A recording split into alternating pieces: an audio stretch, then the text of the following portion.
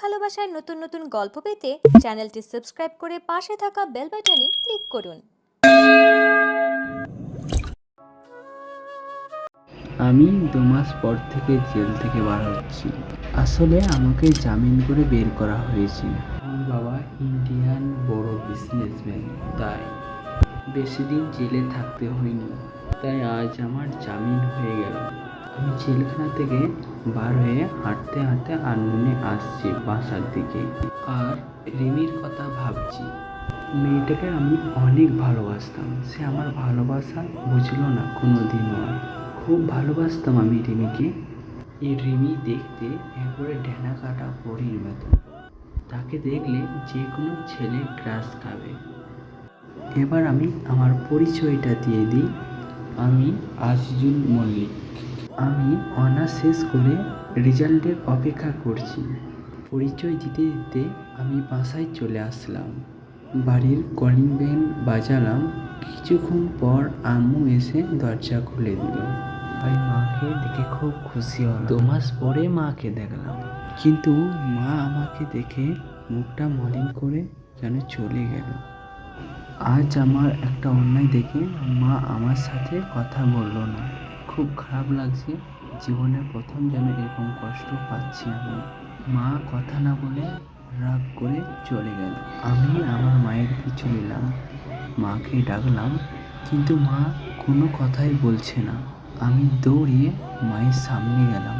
মা, কি হলো? আমার সাথে কথা বলছে না কেন? আমি আগের মাথায় একটা ভুল করে ফেলেছি, তাই হলে আমাকে এইভাবে শাস্তি দিবে? আমার কোনো ছেলে নেই। আহনাফ নামে একটা ছেলে ছিল, কিন্তু 2 মাস আগে সে মারা গেছে আমার কাছে। তুই আমার ছেলে না, তোর ওই পাপী চেহারা আমাকে দেখাবি না। আর তোর এই নোংরা মুখে আমাকে কোনোদিন মা বলে ডাকবি না। তাই বলে কাঁদতে কাঁদতে মা চলে গেল রুমে। আবার মায়ের কথা শুনে 2 চোখ দিয়ে আমার পানি পড়তে লাগলো। শেষ পর্যন্ত আমার মা আমাকে দূরে ঠেলে ফেলে দিল। তাই রুমে এসে দরজা বন্ধ করে আমি অনেকক্ষণ কান্না করলাম। কান্না করতে করতে আমি যে কখন ঘুমিয়ে পড়েছি আমি নিজেই জানি না। ঘুম ভাঙলো দরজার খটখট আওয়াজে। আমি উঠে দরজা খুলে দিলাম। দরজা খুলে দেখে আমি বাবা দাঁড়িয়ে আছে। আমি বাবাকে দেখে কান্না করে দিলাম। আমি বাবাকে জড়িয়ে ধরলাম। আসলে আমি বাবার সাথে অনেকটাই ফ্রি। সব ঠিক হয়ে যাবে। আর কাল থেকে তুই অফিসে জয়েন করবি, তারপর দেখবি সব ঠিক হয়ে যাবে। তুমি যা বলবে তাই হবে। কথা তোকে না জানিয়ে আমি বড় একটা সিদ্ধান্ত নিয়েছি। আশা করি তুই আমার কথা রাখবি। তুমি বলো বাবা, তোমার সব কথাই আমি রাখবো। আমি তোর সাথে রিমির বিয়ে ঠিক করেছি, কারণ তোর জন্য রিমির জীবন নষ্ট হোক আমি তা চাই না। তাই আমি এই সিদ্ধান্তটা নিয়েছি। তুমি যা ভালো বোঝো তাই করো। আপনারা ভাবছেন এই রিমিটা কে? 2 মাস আগের কাহিনী বলছি। সকালে ঘুমিয়ে আছি, হঠাৎ ফোনের শব্দে ঘুম ভেঙে গেল। আমি বিরক্ত হয়ে ফোনটা রিসিভ করলাম।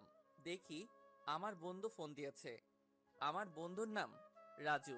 ওই শালা এত সকালে ফোন দিয়ে আমার আরামের ঘুম নষ্ট করলি কেন রে?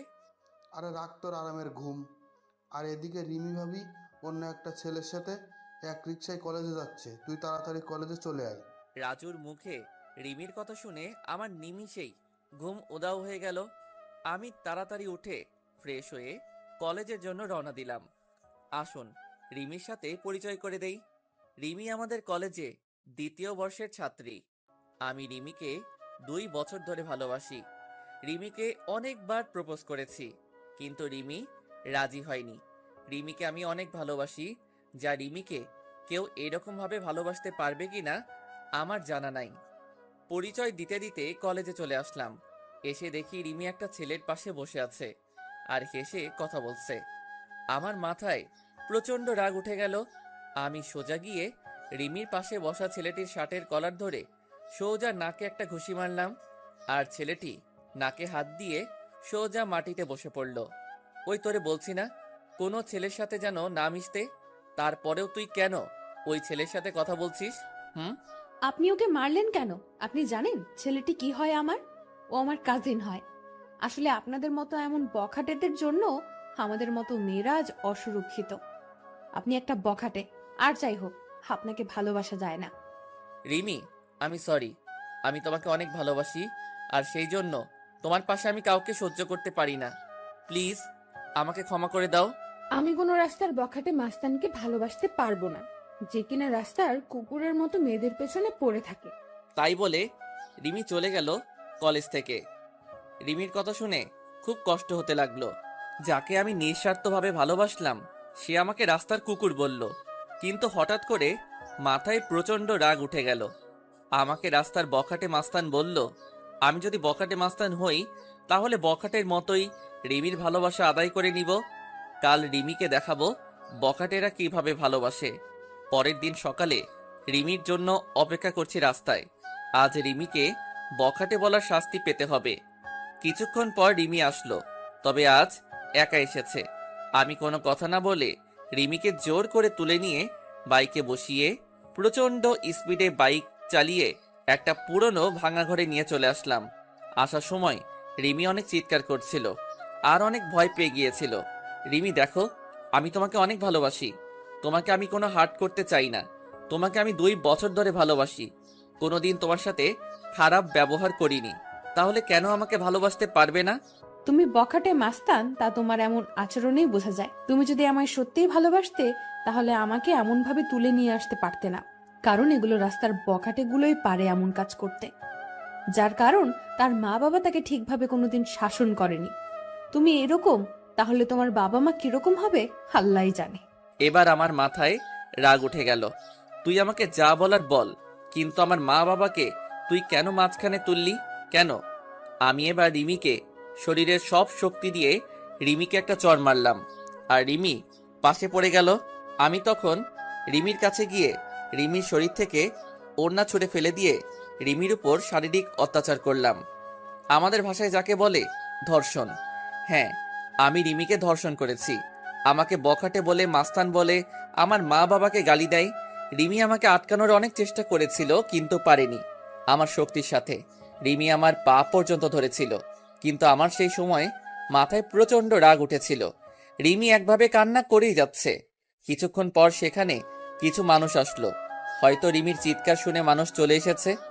মানুষগুলো আমাকে একসময় মারতে লাগলো। তারপর আমার আর কিছু মনে নেই। যখন জ্ঞান ফিরে তখন আমি জেলখানায়। তারপর আমার বাবা আসলো। বাবা সব কাহিনী শুনতে চাইলো। বাবাকে আমি সব খুলে বললাম। বাবা বলল, তুই চিন্তা করিস না, আমি তোকে যত তাড়াতাড়ি সম্ভব জামিন করিয়ে নিয়ে যাব। আমি জেলে থাকতে রিমিডার কোনো খোঁজ খবর পাইনি। এমনকি আমার মা আমাকে দেখতে আসেনি। বাবা মাঝে মাঝে আসতো আমাকে দেখতে, আর তার 2 মাস পর জামিন হয়ে যায়। আর তার পরের কাহিনী সব আপনারা তো জানেন। পরের দিন ঘুম থেকে উঠে ফ্রেশ হয়ে গুছিয়ে অফিসে যাওয়ার প্রস্তুতি নিচ্ছি। সবকিছু গুছিয়ে নিচে এসে দেখি মা বাবা সবাই একসাথে নাস্তা করছে। আমি যেই নাস্তা করার জন্য টেবিলে বলতে যাব, তখনই আমার মা নাস্তা রেখে উঠে চলে গেল। নিজের প্রতি খুব খারাপ লাগছে। আমার জন্য মা নাস্তা না করে উঠে চলে গেল। মা আমার সাথে কথা বলা বন্ধ করে দিয়েছে। তারপর আমিও নাস্তা না করে বাবার সাথে অফিসে চলে গেলাম। অফিসে এসে সবার সাথে পরিচয় হয়ে নিলাম। দিনটা খুব ভালো কাটলো। হঠাৎ করে বাবা আমার ডেস্কে আসলো। আগামী শুক্রবার তোর বিয়ের প্রস্তুতি নিয়ে রাখছি। দেখতে দেখতে শুক্রবার চলে আসলো। কোনো আয়োজন বাদেই বিয়ে হয়ে গেল। শুধু 2 পরিবারের মানুষ ছিল, আর কেউ ছিল না। আমি এখন বাসর ঘরের সামনে দাঁড়িয়ে আর ভাবছি রিমির সামনে কোন মুখ নিয়ে যাব। রিমি কোনোদিন মেনে নিতে পারবে আমাকে? তারপর 3 টাকার সাহসে নিয়ে রুমে ঢুকে পড়লাম, কারণ রিমিকে বিয়ে করার ব্যাপারে কোনো আপত্তি ছিল না, কারণ রিমিকে আমি ভালোবাসতাম। আর আমার রাগের কারণে রিমির জীবনটা নষ্ট হয়ে গেল। রুমে ঢুকে দেখি রিমি বসে বসে কান্না করছে। আমি রিমির পাশে বসতে যাব, তখনই রিমি আমাকে এক ঝাটকায় সরিয়ে দিয়ে বলল, তুই আমার পাশে আসবি না। তোর জন্য আমার জীবন নষ্ট হয়ে গেছে, তোর জন্য আমার বাবা মার সম্মান নষ্ট হয়ে গেছে। তোকে আমি কোনোদিন ক্ষমা করব না, আর তোকে স্বামী হিসেবে কোনোদিন মানবো না। তুই কোনোদিন আমার কাছে স্বামীর অধিকার দেখাতে আসবি না। রিমি, আমি তোমাকে এর আগেও ভালোবাসতাম, আর এর পরেও ভালোবাসবো। সেদিন রাগের মাথায় ওসব কাজ করেছি। প্লিজ আমাকে ক্ষমা করে দাও। আমার ঘুম আসতেছে, আমি ঘুমাবো। আর রাস্তার বখাটে মাস্তানের সাথে আমি এক খাটে ঘুমাতে পারবো না। আর যদি আবার রাগ হয় তাহলে আবার আমাকে রাস্তার কুকুরের মতো ভোগ করো, সেটা তো তুমি খুব ভালো করেই পারবে। তাই বলে রিমি ঘুমিয়ে পড়ল, আর আমি নিচে বিছানা পেতে ঘুমিয়ে পড়লাম। রিমি আমাকে কোনোদিন মেনে নেবে না সেটা আমি জানতাম, কিন্তু রিমি কেন বোঝে না যে আমি রিমিকে অনেক ভালোবাসি। রিমি বিছানায় শুয়ে পড়ল, আর আমি নিচে একটা চাদর আর বালিশ নিয়ে শুয়ে পড়লাম। সকালে ঘুম থেকে উঠে দেখি রিমি এখনো শুয়ে আছে, কিন্তু রিমি অনেক চেঞ্জ হয়ে গেছে। আগে মেয়েটা অনেক সুন্দর ছিল, এই 2 মাসে রিমি অনেক শুকিয়ে গেছে। মনে হয় নিজের শরীরের যত্ন নেয় না। রিমি নড়াচড়া করছে, মনে হয় ঘুম থেকে এখনই উঠে পড়বে। তাই আমি তাড়াতাড়ি বাথরুমে ঢুকে পড়লাম ফ্রেশ হতে। ফ্রেশ হয়ে বাইরে বেরিয়ে দেখি রিমি হাঁটু ভাঁজ করে বিছানার উপর মাথা নিচু করে বসে আছে। কি হয়েছে রিমি, তুমি এমন ভাবে বসে আছো কেন? ফ্রেশ হবে না? এবার রিমি মাথা তুলল, দেখি রিমি কান্না করছে। মুহূর্তের মধ্যে মনটা খারাপ হয়ে গেল। আমি কান্না করি আর যাই করি, আপনাকে না দেখলেও চলবে। যে মানুষটা আমার সবকিছু শেষ করে দিয়েছে, আমার স্বপ্ন, আশা, ইজ্জত, যে মানুষটা নিমেষেই সব শেষ করে দিয়েছে, তার সাথে আমার এক রুমে থাকতে হচ্ছে। কতটা ঘৃণা করি আপনাকে জানেন আপনি? আপনাকে দেখলে আমার মনে হয় যে নিজেকে শেষ করে দেই।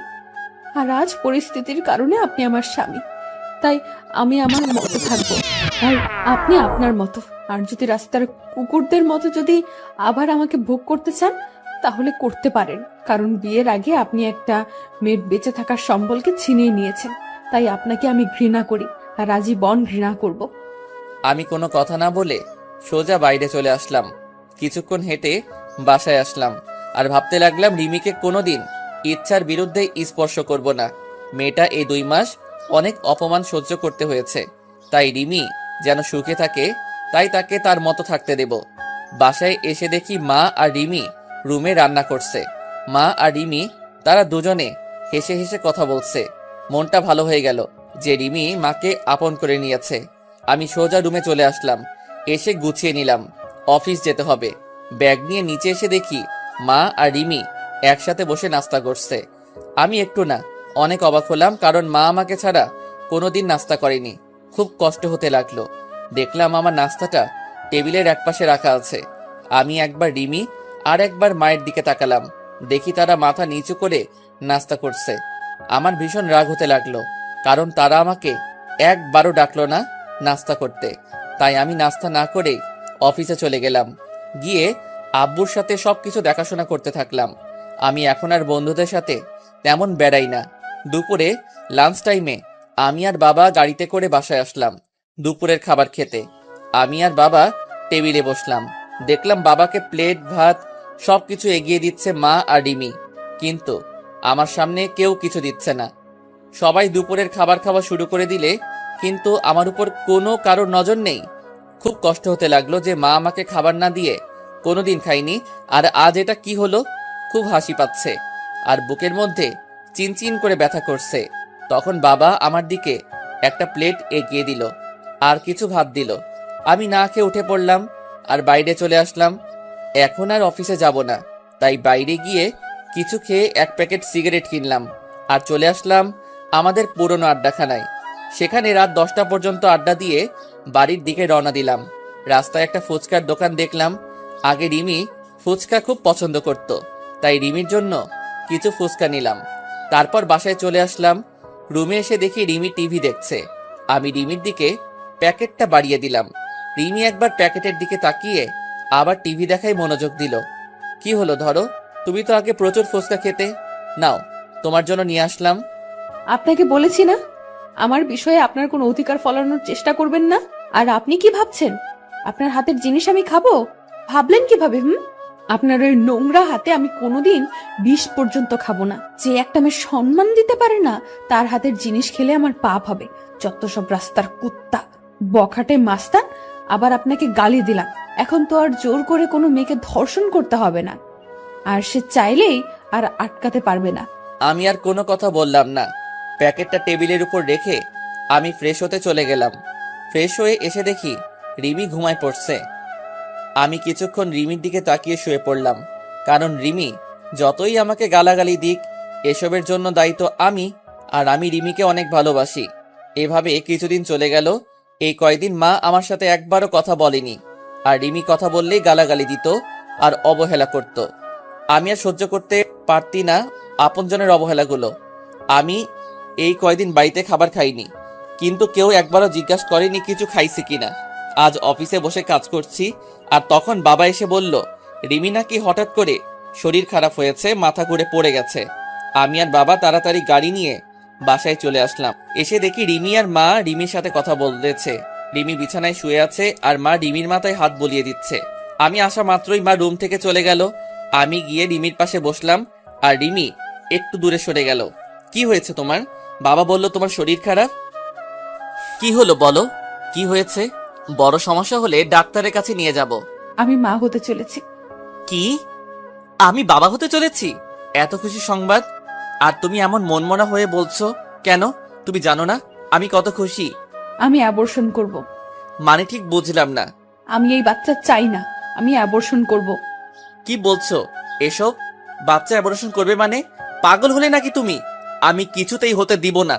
আমার বাচ্চা আমি নষ্ট করতে দেব না। আমার পেটে আমি কোনো বখাটে মাস্তানের ধর্ষণকারীর বাচ্চা রাখতে পারবো না। আমার পেটে কোনো অমানুষের বাচ্চা রাখতে দেব না।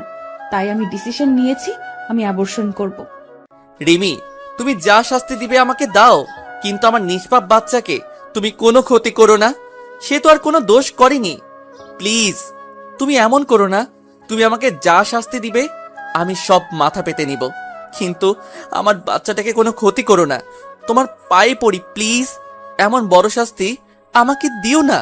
আমার পেটে যে বাচ্চা, সে একটা অমানুষের বাচ্চা, একজন বখাটের বাচ্চা, যে নিজের ভালোবাসা পাওয়ার জন্য একটা মেয়েকে জীবিত লাশ করে দিতে পারে। আর তার বাচ্চা বড় হলে তার বাবার মতো হবে না, সেটা কেউ বলতে পারে? তাই আমার পেটে কোনো অমানুষের বাচ্চা পেটে ধরে রাখতে পারবো না। আর এই বাচ্চা যদি বড় হয়ে তার বাবার মতো অমানুষ হয়, তাই আগে থেকে আমি পৃথিবীতে কোনো অমানুষ নিয়ে আসতে পারবো না।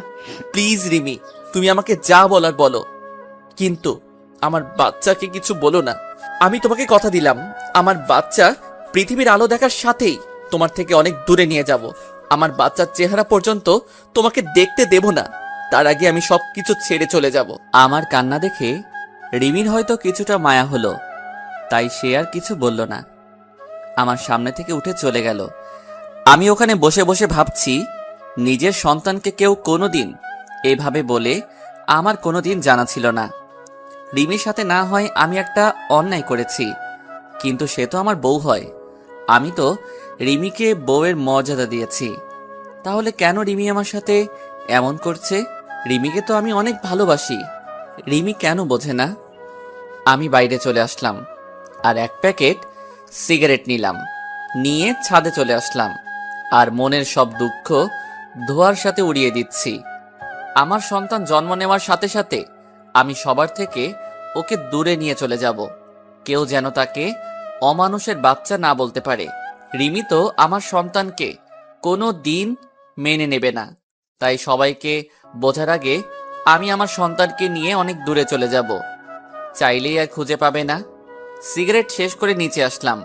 এসে দেখি সবাই একসাথে বসে রাতের খাবার খাচ্ছে। আমার মনটা আবার খারাপ হয়ে গেল। আজকেও আমাকে না ডেকে সবাই একসাথে খাওয়া শুরু করে দিয়েছে। আমি আমার রুমের দিকে যাচ্ছি, তখন বাবা আমাকে ডাকলো খাবার খেতে। আমার ক্ষুধা নাই বলে রুমে চলে আসলাম। আমার মায়ের কাছে আমি এতটাই ঘৃণার পাত্র হয়ে গেলাম যে আমার সাথে এই কয়টা দিন একটা কথাও বলেনি। আমি নিচে বিছানায় পেতে শুয়ে পড়লাম। কখন যে ঘুমিয়ে পড়েছি ঠিক নেই। সকালে উঠে দেখি রিমি খাটের উপর নেই, হয়তো নিচে গেছে। আমি উঠে ফ্রেশ হয়ে নাস্তা না করে অফিসে চলে আসলাম। বিকালে অফিস শেষে বাসায় আসার সময় রিমির জন্য কিছু জিনিস নিয়ে নিলাম। কিছু ফল আর মাদার হরলিক্স আর অন্যান্য মায়ের শরীরের উপকারে আসে সব কিছু নিয়ে আসছি। তখন অঝোর ধারায় বৃষ্টি হতে লাগলো। আজ খুব বৃষ্টিতে ভিজতে ইচ্ছা করছে। অনেকদিন বৃষ্টিতে গোসল করিনি। আমার আবার বৃষ্টিতে ভিজলে জ্বর ঠান্ডা লাগে। আমি কোনো কিছু না ভেবে একভাবে হেঁটে চলেছি। বাসায় এসে কলিং বেল বাজালাম, দেখি আব্বু দরজা খুলে দিছে। কিরে, তুই বৃষ্টিতে কেন ভিজছস? তোর জ্বর আসবে। কিছু হবে না, অনেকদিন পর বৃষ্টিতে ভিজেছি তাই ভালো লাগছে। আমার রুমে চলে আসলাম। এসে দেখি রিমি জানালার গ্রিল ধরে এক মনে বাইরে তাকিয়ে আছে। আমি রিমিকে ডাক দিলাম। রিমি আমার দিকে তাকালো।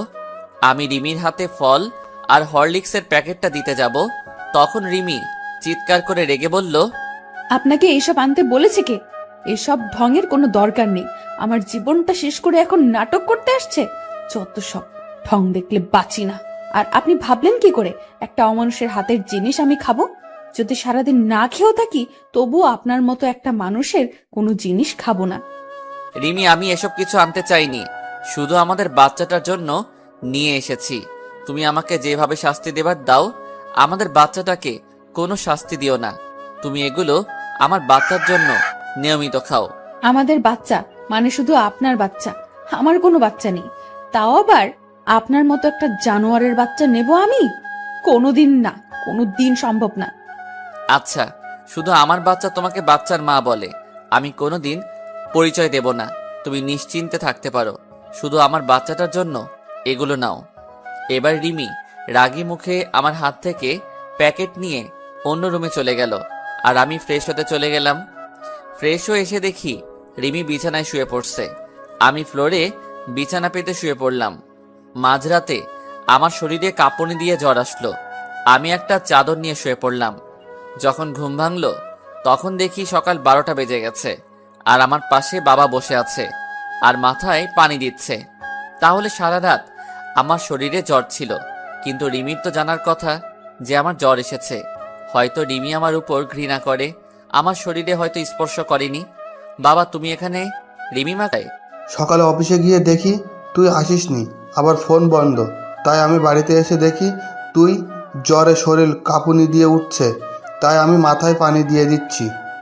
আসলে বাবা সব জানে যে রিমি আর মা আমার সাথে কথা বলে না, তাই হয়তো বাবা আমার খোঁজ খবর নিচ্ছে। আমার চোখ দিয়ে কয়েক ফোঁটা পানি বের হয়ে গেল। আমার মায়ের জন্য আমার উপর একটু মায়া হলো না। আর রিমিকে তো আমি নিজের থেকেও ভালোবাসি। তাহলে রিমি অন্তত একটু দেখতো যে আমি মারা গেছি না বেঁচে আছি। বাবা কিছু খাবার নিয়ে আসবে, রাতে থেকে কিছু খাওয়া হয়নি। একটু বস, আমি বৌমাকে পাঠিয়ে দিচ্ছি। না বাবা, দরকার নেই, আমি বাইরে থেকে খেয়ে নেব। আমি সব বুঝি রে বাবা, মেয়েটা তোকে এখনো ক্ষমা করতে পারেনি। আমি নিয়ে আসছি খাবার। তাই বলে বাবা চলে গেল নিচে খাবার আনতে, আর আমি বিছানায় শুয়ে আছি। তখন রিমি রুমে আসলো, আর আমার দিকে একবার তাকিয়ে নিজের কাজ সেরে আবার রুমের বাইরে চলে গেল। আমি যেই মেয়েটাকে নিজের জীবনের চাইতেও বেশি ভালোবাসি, সেই মেয়েটা আমার প্রতি একটু মায়া কাজ করে না। যেদিন আমি থাকবো না সেদিন বুঝতে পারবে কতটা ভালোবেসেছিলাম তাকে আমি। সেদিন হয়তো আর আমাকে পাবে না, সবকিছু মায়া ত্যাগ করে চলে যাব। তখন আমার উপরে আর কারো রাগ থাকবে না, কেউ আমাকে অমানুষ জানোয়ার বখাটে বলবে না। তারপর বাবা আমাকে খাবার দিয়ে গেল, আমি খেয়ে নিলাম। তারপর বিকালের দিকে একটু শরীরটা ভালো হলো, আমি আস্তে আস্তে উঠে বাইরে চলে আসলাম আর কিছু খেয়ে নিলাম। এভাবে চলে গেল 2 দিন। এই 2 দিন আমার শরীরে হালকা জ্বর ছিল, কিন্তু মা, রিমি কেউ আমাকে দেখেনি, সবাই অবহেলা করেছে। এখন কেমন যেন নিজেকে শেষ করে দিতে ইচ্ছা করছে। নিজের আপনজনের এমন অবহেলা সহ্য হচ্ছে না। আমি বাসার খাবার খুবই কমই খাই, বেশিরভাগই বাইরে খাই। আজ আবার একটু অফিসে আসলাম, এসে কিছু কাজ করে বাসায় আসার সময় রিমির জন্য কিছু জিনিস কিনলাম, যাতে আমার বাবুটা রিমির ভেতরে সুস্থ থাকে। মা আমার সাথে একদম কথা বলা বন্ধ করে দিয়েছে। আমি আগ বাড়িয়ে কথা বলতে গেলেও মা কথা বলে না, আর রিমি আমার সাথে যখনই কথা বলতে আসে তখনই রাগ দেখিয়ে আর গালাগালি করে। এইভাবে চলে গেল 7 মাস। এখন রিমি একটু একটু করে নিজের শরীরের উপরে যত্ন নেওয়া শুরু করছে। হয়তো নিজের সন্তান, তাই একটু মায়া হচ্ছে।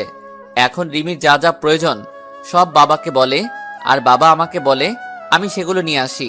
মাঝে মাঝে দেখি রিমি নিজের পেটে আলতো করে হাত বোলায় আর নিজে নিজে কথা বলে। খুব আস্তে আস্তে কথা বলে, আমি শুনতে পারি না, মানে নিজের সন্তানের সাথে কথা বলে। এসব দেখে খুব ভালো লাগে যে রিমি তার পেটের সন্তানকে একটু একটু করে ভালোবাসতে শিখেছে। হাজার হলেও মা সে। আর রিমি আগে সবসময় কেন মনমরা আর উদাস হয়ে থাকতো, এখন আর আগের মতো থাকে না, আবার আগের মতো স্বভাবটা ফিরে আসছে। আর এখন রিমি আমার দিকে কেন আর চোখে তাকায়, তবে মাঝে মাঝে আমি সেগুলো দেখেও না দেখার ভান করে থাকি। হয়তো নিজের বাচ্চার সাথে সাথে আমার উপরও একটু একটু মায়া জন্মাতে শুরু করছে, কিন্তু সেদিক থেকে আমার কোনো ইচ্ছাই নেই। আমি সারাদিন আমার মতো থাকি, আর রিমি রিমির মতো। আজ মাঝরাতে হঠাৎ করে ঘুমটা ভেঙে গেল। উঠে দেখি রিমি ঘুমিয়ে আছে, আর এতটা হাত রিমির পেটের উপর, হয়তো বাচ্চাকে আদর করতে করতে ঘুমিয়ে পড়েছে। আমি এবার উঠে রিমির পাশে গিয়ে বসলাম, আর আমার হাতটা রিমির পেটে আলতো করে রাখলাম। খুব ভালো লাগছে আমার। ছোট বাবুটা রিমির মধ্যে আস্তে আস্তে বড় হচ্ছে। আমি আস্তে আস্তে মাথাটা নিচু করে রিমির পেটে চুমু খেতে যাব, তখন রিমির ঘুমটা ভেঙে যায়। আর রিমির পেটে আমার হাত দেখে আর আমার মুখটা রিমির পেটের কাছে দেখে রিমির চোখ রাগে ভরে গেল। আর রিমি আমাকে আমার পাওনাটা বুঝিয়ে দিল। রিমি আমাকে 2টা চড় মারলো আর আমাকে ধাক্কা দিয়ে দূরে সরিয়ে দিল। আমি গালে হাত দিয়ে রিমির দিকে এক দৃষ্টিতে তাকিয়ে আছি, আর রিমির চোখ দিয়ে যেন আগুন বের হচ্ছে। কুত্তা, তুই আমার কাছে কেন এসেছিস? আমার জীবনটা নষ্ট করে তোর শান্তি হয়নি? ছোট লোক একটা, তোর কোনো মনুষ্যত্ব বোধ নেই। তুই দেখছিস আমার পেটে 7 মাসের বাচ্চা, তারপরে তুই কিভাবে আমার কাছে আসছিস? হ্যাঁ, তোর মতো জানোয়ারকে আমার আর বিশ্বাস নেই। ছি ছি ছি, মনে হচ্ছে আমি এক্ষুনি এই পৃথিবী ছেড়ে চলে যাই। প্লিজ রিমি, তুমি বিশ্বাস করো, আমার কোনো খারাপ উদ্দেশ্য ছিল না। আমি আমার সন্তানকে একটু স্পর্শ করতে চেয়েছিলাম। তুমি বিশ্বাস করো, আমার কোনো খারাপ উদ্দেশ্য ছিল না। বিশ্বাস করব তোকে? তুই ভাবলি কি করে তোর মতো একটা ছোট লোক জানোয়ারের বাচ্চা কুকুরকে বিশ্বাস করব? আমার ভাবতেও ঘৃণা হচ্ছে যে একটা 7 মাসের গর্ভবতী মায়ের কাছে তোর আসতে একটু বিবেকে বাঁধলো না। আজ থেকে তুই আর এই রুমে থাকতে পারবি না। তোকে আস্তে আস্তে মেনে নিতে চেয়েছিলাম, কিন্তু তুই কোনোদিন ভালো হবি না। আসলে রাস্তার কুকুর কোনোদিন ভালো হয় না। আমি আর কিছু না বলে বাইরে চলে আসলাম। এসে ছাদে চলে আসলাম। খুব কষ্ট হচ্ছে আমার। রিমি আবার আমাকে ভুল বুঝলো। আমি তো আমার সন্তানকে একটু স্পর্শ করতে চেয়েছিলাম, আর রিমি আমাকে থাপ্পড় মারলো। নিজের অজান্তেই চোখ দিয়ে 2 ফোঁটা নোনা পানি বের হলো। আজকে নিজেকে শেষ করে দিতে ইচ্ছা হচ্ছে, কিন্তু আমাকে বেঁচে থাকতে হবে। আমার সন্তানের জন্য আমাকে বেঁচে থাকতে হবে, নইলে আমার মতো আমার সন্তানও এমন অবহেলা পাবে। আর নিজের আপনজনের কাছ থেকে এমন অবহেলা পেলে সে নিজেও ঠিক থাকতে পারবে না। তাই আমি আমার সন্তানকে নিয়ে এই পরিবার, এই শহর থেকে অনেক দূরে চলে যাব। চাইলেও কেউ আর খুঁজে পাবে না। সারা রাত এভাবে ছাদে কাটিয়ে দিলাম। রিমির কথা ভাবতে ভাবতে কখন যে সকাল হয়ে গেছে ঠিক খেয়াল করিনি। সকালে নিচে চলে আসলাম। এসে সোজা মায়ের রুমে চলে গেলাম। দেখি মা বসে আছে। আমি মায়ের কাছে গিয়ে মায়ের সামনে হাঁটু গেড়ে বসে পড়লাম। মা, কেন তুমি আমার সাথে এমন ব্যবহার করছো? কেন এমন অবহেলা করছো? তুমি তো জানো আমি অবহেলা একদম সহ্য করতে পারি না। সেদিন রিমি তোমাদের নামে অনেক খারাপ ভাষায় গালাগালি করছিল, তাই আমি রাগের মাথায় রিমির সাথে এমন ব্যবহার করি। চাইলে তুমি আমাকে মারতে পারো, আর যদি না শাস্তি দাও তাহলে তুমি একবার বলো যে এ বাড়ি থেকে চলে যেতে। আমি সবকিছু ছেড়ে চলে যাব, আর কোনোদিন তোমার এই শয়তান ছেলের মুখ দেখতে দেব না। তোর সাথে আমার কোনো কথা নেই। আমি আগেই বলেছি, আমার ছেলে সেদিনই মারা গেছে। আমার কাছে যেদিন সে ওরকম একটা নোংরা কাজ করেছিল, আর আমি কারো মা না, আমার কোনো ছেলে নেই। তুই যেখানে পারিস সেখানে চলে যা, আমার কিচ্ছু যায় আসে না। ঠিক আছে মা, আমি আর কোনোদিন তোমাকে মা বলে ডাকবো না। আমি চলে যাব, সবাইকে ছেড়ে চলে যাব। তখন এই শয়তানটার চেহারা তোমাকে আর দেখতে হবে না, আর কোনো অমানুষ তোমাকে মা বলে ডাকবে না। আমি মায়ের রুম থেকে চলে আসলাম নিজের রুমে ঢুকে দেখি রিমি বাথরুমে ফ্রেশ হচ্ছে। আমি তাড়াতাড়ি গুছিয়ে নিলাম অফিস যাওয়ার জন্য, যাতে রিমির ফ্রেশ হওয়ার আগে আমি অফিসে চলে যেতে পারি। রিমির বাথরুম থেকে বের হবার আগে আমি অফিসে চলে আসলাম। বাইরে থেকে কিছু নাস্তা করে অফিসে প্রবেশ করলাম। সারাদিন অফিস করে বিকালে যখন ছুটি হলো, তখন ভাবলাম এখন বাসায় গেলে রিমি মা হয়তো আমাকে দেখে আবার বিরক্ত হতে পারে। তাই একটু পার্কে বসে বন্ধুদের সাথে আড্ডা দিয়ে রাত 12টার সময় বাসায় আসলাম। বাসায় এসে অন্য রুমে ঘুমাতে চলে গেলাম। আজ আর নিজের রুমে ঘুমাতে যাইনি, কারণ রিমি আমাকে দেখলে আবার রাগ করবে। আবার মাঝরাতে আমি কিছু করব ভেবে সারা রাত জেগে থাকতে পারে, আর সারা রাত জেগে থাকলে আমার বাচ্চাটার ক্ষতি হতে পারে।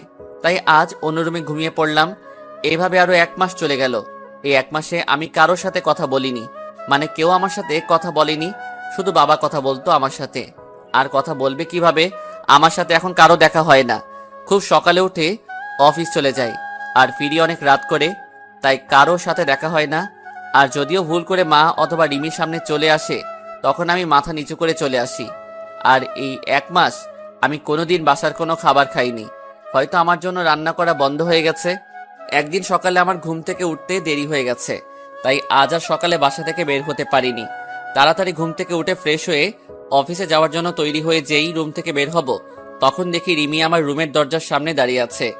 আমি রিমির এক সাইড করে চলে আসতে যাব, তখন দেখি রিমি আমাকে কি বলতে চাইলো। আমি শুনেও না শোনার ভান করে চলে আসলাম। হয়তো বলতে চেয়েছিল যে কিছু ফল আর কিছু হেলদি খাবার কিনে আনার জন্য বলতে চাইছিল। তাছাড়া রিমি আমার সাথে কেন কথা বলবে, তাই আমি অফিসে চলে আসলাম। সারাদিন অফিস করে অফিস শেষে ফলের দোকানে গিয়ে অনেক ফল, মাদার হরলিক্স সব কিছু কিনলাম। কিনে বাবার কাছে গেলাম। বাবার কাছে ফলের প্যাকেটটা দিয়ে বললাম এইগুলো রিমিকে দিতে। বাবা কিছুক্ষণ আমার দিকে তাকিয়ে রইল। বাবা সব কিছু জানে যে মা আর রিমি আমার সাথে কথা বলে না, কিন্তু বাবা কিছু বলতে পারে না। দোষটা তো আমারই ছিল। তারপর অফিস শেষ করে রাত 11:30-এ বাসায় আসলাম। দেখি সব রুমে লাইট অফ মনে হয়, সবাই ঘুমিয়ে পড়ছে। আমি আমার রুমে ঢুকে কাপড় চেঞ্জ করে ফ্রেশ হতে চলে গেলাম বাথরুমে। ফ্রেশ হয়ে এসে দেখি রিমি আমার রুমে খাটের উপর বসে আছে। আমি রিমিকে দেখে কিছুটা ভয় পেলাম। রিমি, তুমি এখানে? কোনো সমস্যা হয়েছে? সমস্যা হলে আমাকে ডাকতে পারতে, তুমি কষ্ট করে কেন এলে? রিমি ভাবছে আমি এতদিন শুধু শুধু মানুষটাকে খারাপ ভেবেছি, কত গালাগালি দিয়েছি, আর সেই মানুষটা আমার সাথে কোনোদিন খারাপ কথা বলেনি, এমনকি আমার উপর কোনোদিন রাগ পর্যন্ত করেনি। রিমি, কি ভাবছো তুমি?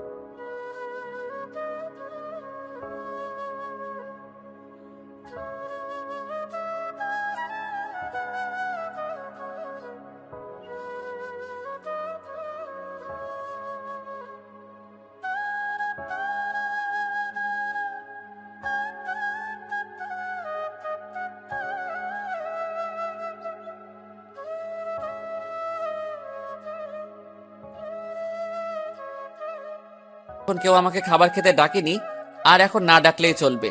তুমি যাও, ঘুমিয়ে পড়ো। বেশি রাত জাগলে আমার সন্তানের আবার ক্ষতি হতে পারে, আর আমি চাই না আমার জন্য আমার সন্তানের কোনো ক্ষতি হোক। আসলে সেদিন রাতে আপনাকে ওইভাবে দেখে খুব ভয় আর রাগ উঠে গিয়েছিল, তাই আপনার সাথে সেদিন খারাপ ব্যবহার করেছিলাম। এখন আর ওগুলো নিয়ে আমি আর ভাবি না, সবকিছু অভ্যাস হয়ে গেছে। এখন আর মন খারাপ হয় না। তাই বলে আমি চাদর টেনে শুয়ে পড়লাম, আর রিমি মুখটা মলিন করে চলে গেল। আর আমি ভাবতে থাকলাম রিমি এতদিন পরে আমার সাথে কথা বলল, খুব ভালো লাগছে। রিমি তাহলে আমাকে ফিল করতে শুরু করেছে। কিন্তু আগেরকার কথা মনে পড়তেই সবকিছু অন্ধকার হয়ে গেল। রিমির বলা সেই পুরনো কথাগুলো মনে পড়তেই আবার আমার মনটা বিষণ্ণতায় ছেয়ে গেল। আমি তো মাকে কথা দিয়েছি যে সবকিছু ছেড়ে অনেক দূরে চলে যাব, আর মা আমাকে তার ছেলে বলে মানে না। যখন আমি কার জন্য এখানে থাকবো, তাই সবকিছু মাথা থেকে ঝেড়ে ঘুমিয়ে পড়লাম। সকালে ঘুম থেকে উঠে ফ্রেশ হয়ে অফিসের জন্য রওনা হব, তখন আবার রিমি আমার রুমে আসলো। আমি সেদিকে কোনো খেয়াল না করে বললাম, এত সকালে ঘুম থেকে উঠছো কেন? যাও, যে শুয়ে পড়ো। আর কিছু লাগলে বলতে পারো, বাবার কাছে কিনে পাঠিয়ে দেব।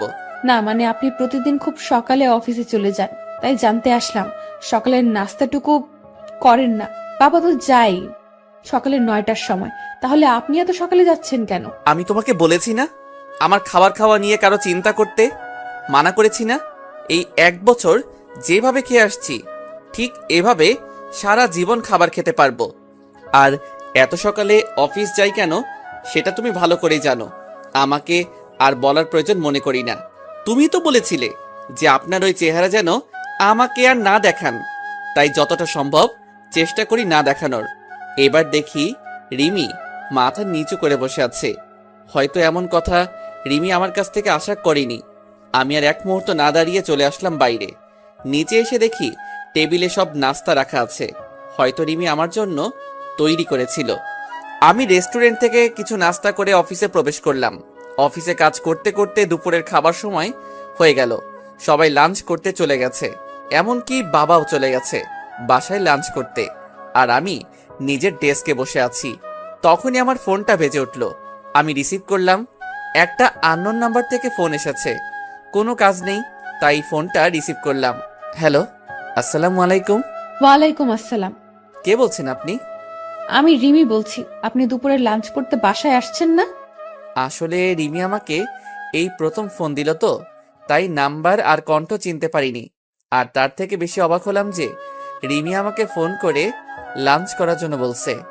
আমি বাইরে থেকে লাঞ্চটা করে নিয়েছি। আর আমি লাঞ্চ করেছি কিনা করেছি তা কেউ না ভাবলে খুশি হতাম। এতদিন যখন কেউ কোনো খোঁজ খবর রাখিনি, তাই এখনো খোঁজ খবর না রাখলে আমি না খেয়ে মরবো না। মিথ্যা বললাম। তাই বলে আমি ফোনটা রেখে দিলাম আর ভাবতে থাকলাম, হঠাৎ করে রিমি এত চেঞ্জ হলো কিভাবে? বুঝলাম না। সকালে নাস্তা করেছে কিনা, দুপুরে লাঞ্চ করেছে কিনা, সব জানতে চাইছে। এর কারণটা কি হতে পারে? হয়তো আমার উপর হালকা করুণা করছে, কিন্তু আমি কারো উপর করুণা হতে চাই না। এতদিন কিভাবে ছিলাম তা একটা বারও কেউ খোঁজ খবর নেয়নি, তাই এতদিন খোঁজ নেওয়ার কোনো দরকার নেই। তারপর আমি উঠে গিয়ে বাইরে থেকে লাঞ্চ করে নিলাম। তারপর আবার অফিসের কাজে মনোযোগ দিলাম। অফিস শেষ হয়ে গেল, আমি বাইরে বের হয়ে আমার প্রতিদিনের কাজ করতে থাকলাম। মানে কিভাবে সময় অপচয় করে রাত 12টার সময় বাসায় যাওয়া যায়। রাত 9টা বাজে, আমি বন্ধুদের সাথে সিগারেট টানছি আর আড্ডা দিচ্ছি। সেই সময় আবার আমার ফোনটা বেজে উঠল। আমি ফোন হাতে নিয়ে দেখি রিমি ফোন দিছে। আমি কেটে দিলাম। এইভাবে বেশ কয়েকবার ফোন দেওয়ার পর আমি রিসিভ করলাম। হ্যালো, ফোন দিয়েছো কেন? আপনি বাসায় আসবেন না। দেরি আছে বাসায় যাওয়ার। না মানে আর কোনো কিছু বলতে না দিয়ে ফোন কেটে দিলাম। তারপর আবার আড্ডাতে মনোযোগ দিলাম। তারপর 11টার সময় বাসায় আসলাম। এসে কাপড় চেঞ্জ করে ফ্রেশ হতে চলে গেলাম। ফ্রেশ হয়ে এসে আমার রুমের বেলকনিতে দাঁড়িয়ে সিগারেট টানছি আর পুরানো কথা ভাবছি। আপনি সিগারেট কেন খাচ্ছেন? জানেন না এসব খেলে শরীর খারাপ হয়? আমি চমকে উঠলাম। পিছনে তাকিয়ে দেখি রিমি কথাগুলো বলল। আমি সিগারেট খেয়ে বেঁচে আছি, তাই সিগারেটের বিষয়ে আর কোনো কথা না বললে খুশি হব। প্লিজ ওইটা ফেলে দিন, কাশি হচ্ছে আমার আর কষ্ট হচ্ছে, প্লিজ ফেলে দিন। দেখলাম রিমি এক হাত পেটে দিয়ে কাশতে লাগলো। আমার বুকের মধ্যে কেমন অজানা এক ব্যথা অনুভব করলাম, কারণ রিমিকে যে আমি এখনো অনেক ভালোবাসি আর তার মধ্যে গড়ে উঠছে আমার বাবুটা। তাই সিগারেটটা ফেলে দিয়ে রিমির এক হাত ধরে বিছানার উপর বসালাম আর এক গ্লাস পানি এগিয়ে দিলাম। এত রাতে না ঘুমিয়ে এখানে কি করছো? আর আমার চেহারা দেখাতো। তোমার পাপ। তুমি আমার রুমে এসেছো, আমাকে দেখছো, কথা বলছো, তোমার পাপ হবে। তুমি চলে যাও আর হাতটা রুমে গিয়ে ডেটল দিয়ে ভালো করে পরিষ্কার করে নিবে, কারণ আমি তো একটা অমানুষ। আর একজন নোংরা মানুষ কাউকে স্পর্শ করলে তা ভালোভাবে ধুয়ে পরিষ্কার করে নিবে। রিমি আমার দিকে কেমন কান্না কান্না ভাবে তাকিয়ে আছে, মনে হয় এখনই কেঁদে দেবে। চোখে পানি জমা হচ্ছে। প্লিজ আমাকে ক্ষমা করে দিন, আপনার সাথে অনেক খারাপ ব্যবহার করেছি, অনেক অবহেলা করেছি, প্লিজ মাফ করে দিন। তুমি কেন মাপ চাইছো? তোমার কোনো দোষ নেই, সব দোষ তো আমার, কারণ আমি যে একটা জানোয়ার, রাস্তার কুকুর, অমানুষ আর সবচেয়ে বড় অন্যায় করেছি তোমার জীবনটা নষ্ট করে। তুমি আমাকে মাফ করে দাও তোমার সুন্দর জীবনটা নষ্ট করার জন্য। হয়তো তুমি আমার থেকে ভালো কাউকে আশা করেছিলে, কিন্তু তোমার জীবনে আমার মতো এতটা অমানুষ আসবে এটা তুমি হয়তো আশা করনি। যা হবার হয়ে গেছে, তুমি এখন গিয়ে ঘুমিয়ে পড়ো। আর তোমার জীবন আগের মতো সুন্দর করে দেওয়ার দায়িত্ব আমার। তুমি আবার আগের মতো চলাফেরা করবে। শুধু আমার বাবুটা বাইরে আসতে দাও, তোমাকে চিরদিনের জন্য সুখী করে দেব। যাও, অনেক রাত হয়েছে, বেশি রাত জাগলে শরীরটা খারাপ করবে, তাই ঘুমিয়ে পড়ো। আমি রিমির দিকে তাকিয়ে দেখি রিমি কান্না করছে। হয়তো ওর আর বলার কিছু নেই, কারণ এই কথাগুলো রিমি একদিন আমাকে বলেছিল। তারপর আমি আর একটা সিগারেট ধরিয়ে বেলকনিতে চলে আসলাম, আর রিমি কান্না করতে করতে চলে গেল নিজের রুমে। পরের দিন আবার একই সময়ে বের হয়ে গেলাম অফিসের জন্য। লাঞ্চের সময় আবার রিমি ফোন দিয়ে বলল যে বাবার সাথে যেন আমি বাসায় আসি লাঞ্চ করতে, কিন্তু আমি যাইনি, কারণ আমাকে দেখলে মা আবার বিরক্ত হতে পারে, আর আমি চাই না আমার জন্য মা না খেয়ে থাকুক, তাই আমি আর যাইনি। কিছুক্ষণ পর রিমি আবার ফোন করলো। কি ব্যাপার, আপনাকে না বাবার সাথে বাসায় আসতে বললাম, আপনি কেন আসলেন না? আমি দুপুরে এখন খাই না, না খাবার অভ্যাস হয়ে গেছে, আর এখন আবার খাওয়া শুরু করলে অভ্যাসে পরিণত হবে, তাই আমারটা বাদ দিয়ে তোমারটা চিন্তা করো। তারপর আমি ফোনটা বন্ধ করে নিজের কাজ করতে থাকলাম। অফিস শেষে আবার আমার একটা চাকরি করতে হবে, সেটা হলো সময় নষ্ট, কিভাবে রাত 12টা পর্যন্ত বাইরে থাকা যায়। আজ আর ফোন অন করিনি। ঠিক 12টার সময় বাসায় পৌঁছালাম। রুমে ঢুকতেই দেখি রিমি হাজির। আপনার ফোন বন্ধ কেন? কতবার ফোন দিয়েছি জানেন আপনি? কেন, এ অমানুষটাকে আবার ফোন দেওয়ার কারণ কি? তোমাকে বলেছি না বেশি রাত জাগতে নিষেধ করেছি না, তারপরও কেন রাত জাগো? হ্যাঁ, রাত জাগলে আমার সন্তান, শুধু আমার সন্তানটার ক্ষতি হতে পারে, তাই বেশি রাত জাগবে না, যাও ঘুমিয়ে পড়ো। রিমি আবার আমার দিকে কাঁদো কাঁদো মুখে তাকিয়ে আছে আমার দিকে, চোখের কোণে পানি জমতে শুরু করেছে। রিমি চোখ মুছে বলল, না আসলে ডেলিভারির আর তো বেশি সময় নেই, আর 1 মাস সময় আছে, তাই বলছিলাম কি এই 1 মাস আমার রুমে ঘুমাবেন। কেন তোমার রুমে কেন? আর তাছাড়া একটা জানোয়ারকে তোমার রুমে থাকলে তোমার সমস্যা হবে তো। না, কোনো সমস্যা হবে না, আরো ভালো হবে। বলা যায় না কখন ডেলিভারির পেইন উঠে যাবে, আর রাতে কখন কি লাগে ঠিক মতো নিতে পারি না, তাই পরে যদি বাচ্চার কোনো প্রবলেম হয়। এবার আমি কিছু বললাম না, কারণ সবার আগে আমার বাবুটা, তারপরে অন্য কেউ। তাই রিমির সাথে রিমির রুমে চলে আসলাম। রিমি বিছানায় ঘুমালো আর আমি সোফায় ঘুমালাম। তারপর সকালে রিমির ঘুম থেকে ওঠার আগে অফিসে চলে আসলাম। পরের দিন এভাবে সারাদিন কাজ করে রাতে রিমির রুমে সোফায় শুয়ে আছি। তখন রিমি বলল, আচ্ছা, আমাদের বাবু হলে বাবুর নাম কি রাখবেন?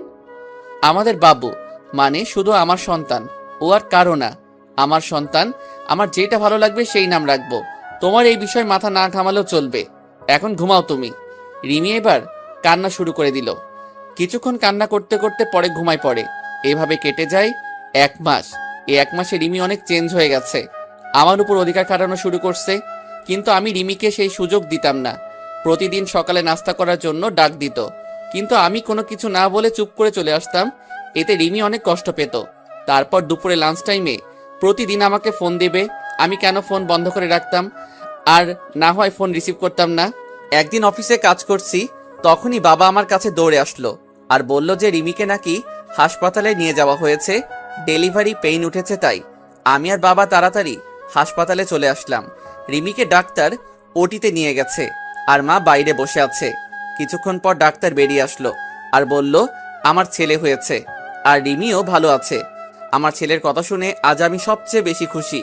আসলে বাবা হওয়া যে কি আনন্দ, আর কেমন অন্যরকম একটা অনুভূতি কাজ করে মনের মধ্যে। খুশিতে আমার 2 চোখ দিয়ে পানি বের হয়ে গেল। ডাক্তার সাহেব, আমি কি আমার ছেলের সাথে দেখা করতে পারি? অবশ্যই করতে পারেন, কিন্তু সবাই প্রথমে নিজের বইয়ের কথা জানতে চায়। আর আপনি নিজের ছেলের কেন একবারও জিজ্ঞেস করলেন না যে আপনার স্ত্রী কেমন আছে? ডাক্তারের কথা শুনে আমি চুপ হয়ে গেলাম, আর পাশে থাকা মা বাবা সবাই কেমন দৃষ্টিতে তাকিয়ে আছে আমার দিকে। আমি মৃদু হেসে কেবিনে চলে গেলাম আর আমার সন্তানের কাছে গেলাম। নিজের ছেলেকে দেখে কেমন যেন নিজেকে খুব বাচ্চা লাগছে। পাশের বেডে রিমি শুয়ে আছে, সেদিকে আমার কোনো মাথা ব্যথা নেই। আমার শুধু আমার ছেলেকে চাই। তারপর মা আর বাবা কেবিনে আসলো। মা রিমির পাশে গিয়ে বসলো আর বাবা আমার কাছে এসে আমার ছেলের মাথায় হাত বুলিয়ে দিতে লাগলো। কিছুক্ষণ পর মা বাবা বাইরে চলে গেল। আমি এখন আমার ছেলের কাছে বসে আছি। কিছুক্ষণ পর রিমি বলল, আমার ছেলেকে আমার কাছে দাও, আমি তো এখনো ভালোভাবে দেখতে পারিনি। আমার এবার মাথায় প্রচন্ড রাগ উঠে গেল। কি বললে? তোমার ছেলে মানে? এটা শুধু আমার ছেলে, এর বাবাও আমি, মাও আমি। মনে থাকে যেন। আর কোনো অমানুষের বাচ্চা তোমার ছেলে হয় কিভাবে? তুমি একদম ওকে স্পর্শ করবে না। আমার ছেলেকে আমি দেখে রাখবো। তাই বলে আমি রিমিকে কিছু বলতে না দিয়ে বাইরে চলে আসলাম। রিমি কিছু বলতে চাইছিল, কিন্তু আমি তার আগে চলে এসেছি। অবশ্য রিমি আমার কথা শুনে কান্না শুরু করে দিয়েছিল। কাঁদুক, তাতে আমার কি? এর থেকে 1000 গুণ কষ্ট আমি পেয়েছি। পুরো 1 বছর আমার কষ্ট তিলে তিলে আমাকে শেষ করে দিয়েছে। তারপর বাইরে এসে সবকিছু ঠিকঠাক করে নিলাম। চট্টগ্রামের একটা টিকিট কাটলাম। তারপর আমার যা যা লাগে সবকিছু যাবতীয় জিনিস নিয়ে প্যাক করে নিলাম। আর 2টা চিঠি লিখলাম, একটা মায়ের জন্য আর একটা রিমির জন্য। আজ রাতেই আমি সবকিছু ছেড়ে আমার ছেলেকে নিয়ে এই শহর ছেড়ে চলে যাব। তারপর আমি দুপুরের পরে আবার হাসপাতালে গেলাম। গিয়ে দেখি রিমির পাশে আমার ছেলে চুপটি করে শুয়ে আছে। এতে আমার রাগটা আরো বেশি হয়ে গেল। আমি তাড়াতাড়ি গিয়ে রিমির পাশ থেকে আমার ছেলেটাকে তুলে নিলাম। ওই, তোকে না আমি মানা করেছি আমার ছেলেকে স্পর্শ করতে? তাও তুই কেন ধরেছিস? তুই কি ভুলে গেছিস আগের কথা? তুই কি বলে গালাগালি দিয়েছিলি আমার আর আমার ছেলেকে? তারপরও তুই কিভাবে ওকে কোলে নিস? হ্যাঁ, প্লিজ আনাফ, আমাকে ক্ষমা করে দাও। আমি আমার ভুল বুঝতে পেরেছি। একটা মা হওয়া যে কতটা আনন্দের তা আমি জানতাম না। প্লিজ আমার ছেলের কাছ থেকে আমাকে দূরে সরিয়ে দিও না। তুমি যা বলবে আমি সব শুনবো, তবু আমার ছেলেকে আমার কাছে ফিরিয়ে দাও। কেন সেদিন মনে ছিল না যেদিন আমার ছেলেকে আর আমাকে জানোয়ার, রাস্তার কুকুর, অমানুষ বলে গালাগালি দিয়েছিলি? তুই তো আমার ছেলেটাকে গালাগালি দিয়েছিস, কিন্তু তার বয়স মাত্র 2 মাস, তার তখন জন্ম হয়নি, তখন তুই গালাগালি দিয়েছিস। কোনো মা তার নবজাতক ছেলেকে এভাবে গালাগালি দিতে পারে না, তাই এর প্রতি তোর কোনো অধিকার নেই, মনে থাকে যেন। তাই বলে আমি ছেলেকে নিয়ে বাইরে একটা চেয়ারে বসে পড়লাম, আর এদিকে রিমি অঝোরধারায় কান্না করতে থাকলো। তারপর বিকাল হতেই দেখি মা বাবা চলে আসলো হাসপাতালে। আমাকে ছেলে নিয়ে এভাবে বাইরে বসে থাকতে রেখে বাবা আমার কাছে আসলো। কিরে, কি হয়ে আমার দুলাভাইকে নিয়ে বাইরে বসে আছিস কেন? ভিতরে গিয়ে বস। বাবা আমাকে ক্ষমা করবে, আমার ছেলেকে আমি দেখতে পারবো। মা বা রিমি আমার ছেলের উপর কোনো অধিকার না দেখালে খুশি হব। দেখ বাবা, এতদিন যা হয়েছে সব ভুলে যা, আবার নতুন করে শুরু কর তোরা। আর তাছাড়া এখন তোরা 2জন না 3জন। বাবা তুমি কি ভুলে যেতে বলছো? আমার জীবনের সবচেয়ে খারাপ কষ্টকর 1 বছর ভুলে যাব? কোনোদিন সম্ভব না বাবা। এতদিন আমাকে যেমন অবহেলা করে এসেছে, তেমনই আমি চাই না আমার ছেলেটা সব সময় আমার মতো অবহেলা নিয়ে বড় হোক। বাবা তুমি আমার আর আমার ছেলের নিয়ে কোনো চিন্তা করতে হবে না, তুমি শুধু মায়ের শরীরের দিকে খেয়াল রাখবে। তাই বলে আমি আমার ছেলেকে নার্সের কাছে দিয়ে বাইরে চলে আসলাম। তারপর সারাদিন বাইরে কাটিয়ে দিলাম। আমার চট্টগ্রামের বাস রাত 11:30 বেজে। তারপর সোজা হাসপাতালে চলে গেলাম। গিয়ে দেখি রিমি ঘুমিয়ে আছে, আর তার হাতের পাশে আমার বাবুটা ঘুমিয়ে আছে। আমি বাবুটাকে কোলে নিয়ে তারপর সেখানে একটা চিঠি রেখে আমার ছেলেকে নিয়ে সোজা বাস স্ট্যান্ডে চলে আসলাম। আর আমার মায়ের জন্য যে চিঠি, সেটা মা কাল সকালে পেয়ে যাবে। তারপর আমি ব্যাগপত্র নিয়ে বাসে উঠে পড়লাম, আর মোবাইলের সিমটা খুলে ভেঙে বাইরে ফেলে দিলাম। আজ সবাইকে ছেড়ে অনেক দূরে চলে যাচ্ছি, হয়তো কোনোদিন আর ফিরে আসা হবে না আমার প্রিয় শহর যশোরে। খুব কষ্ট হবে মা বাবাকে ছেড়ে, কিন্তু কি করব, আমার মা আমার সাথে 1 বছর কথা বলেনি, শুধু অবহেলা পেয়েছি।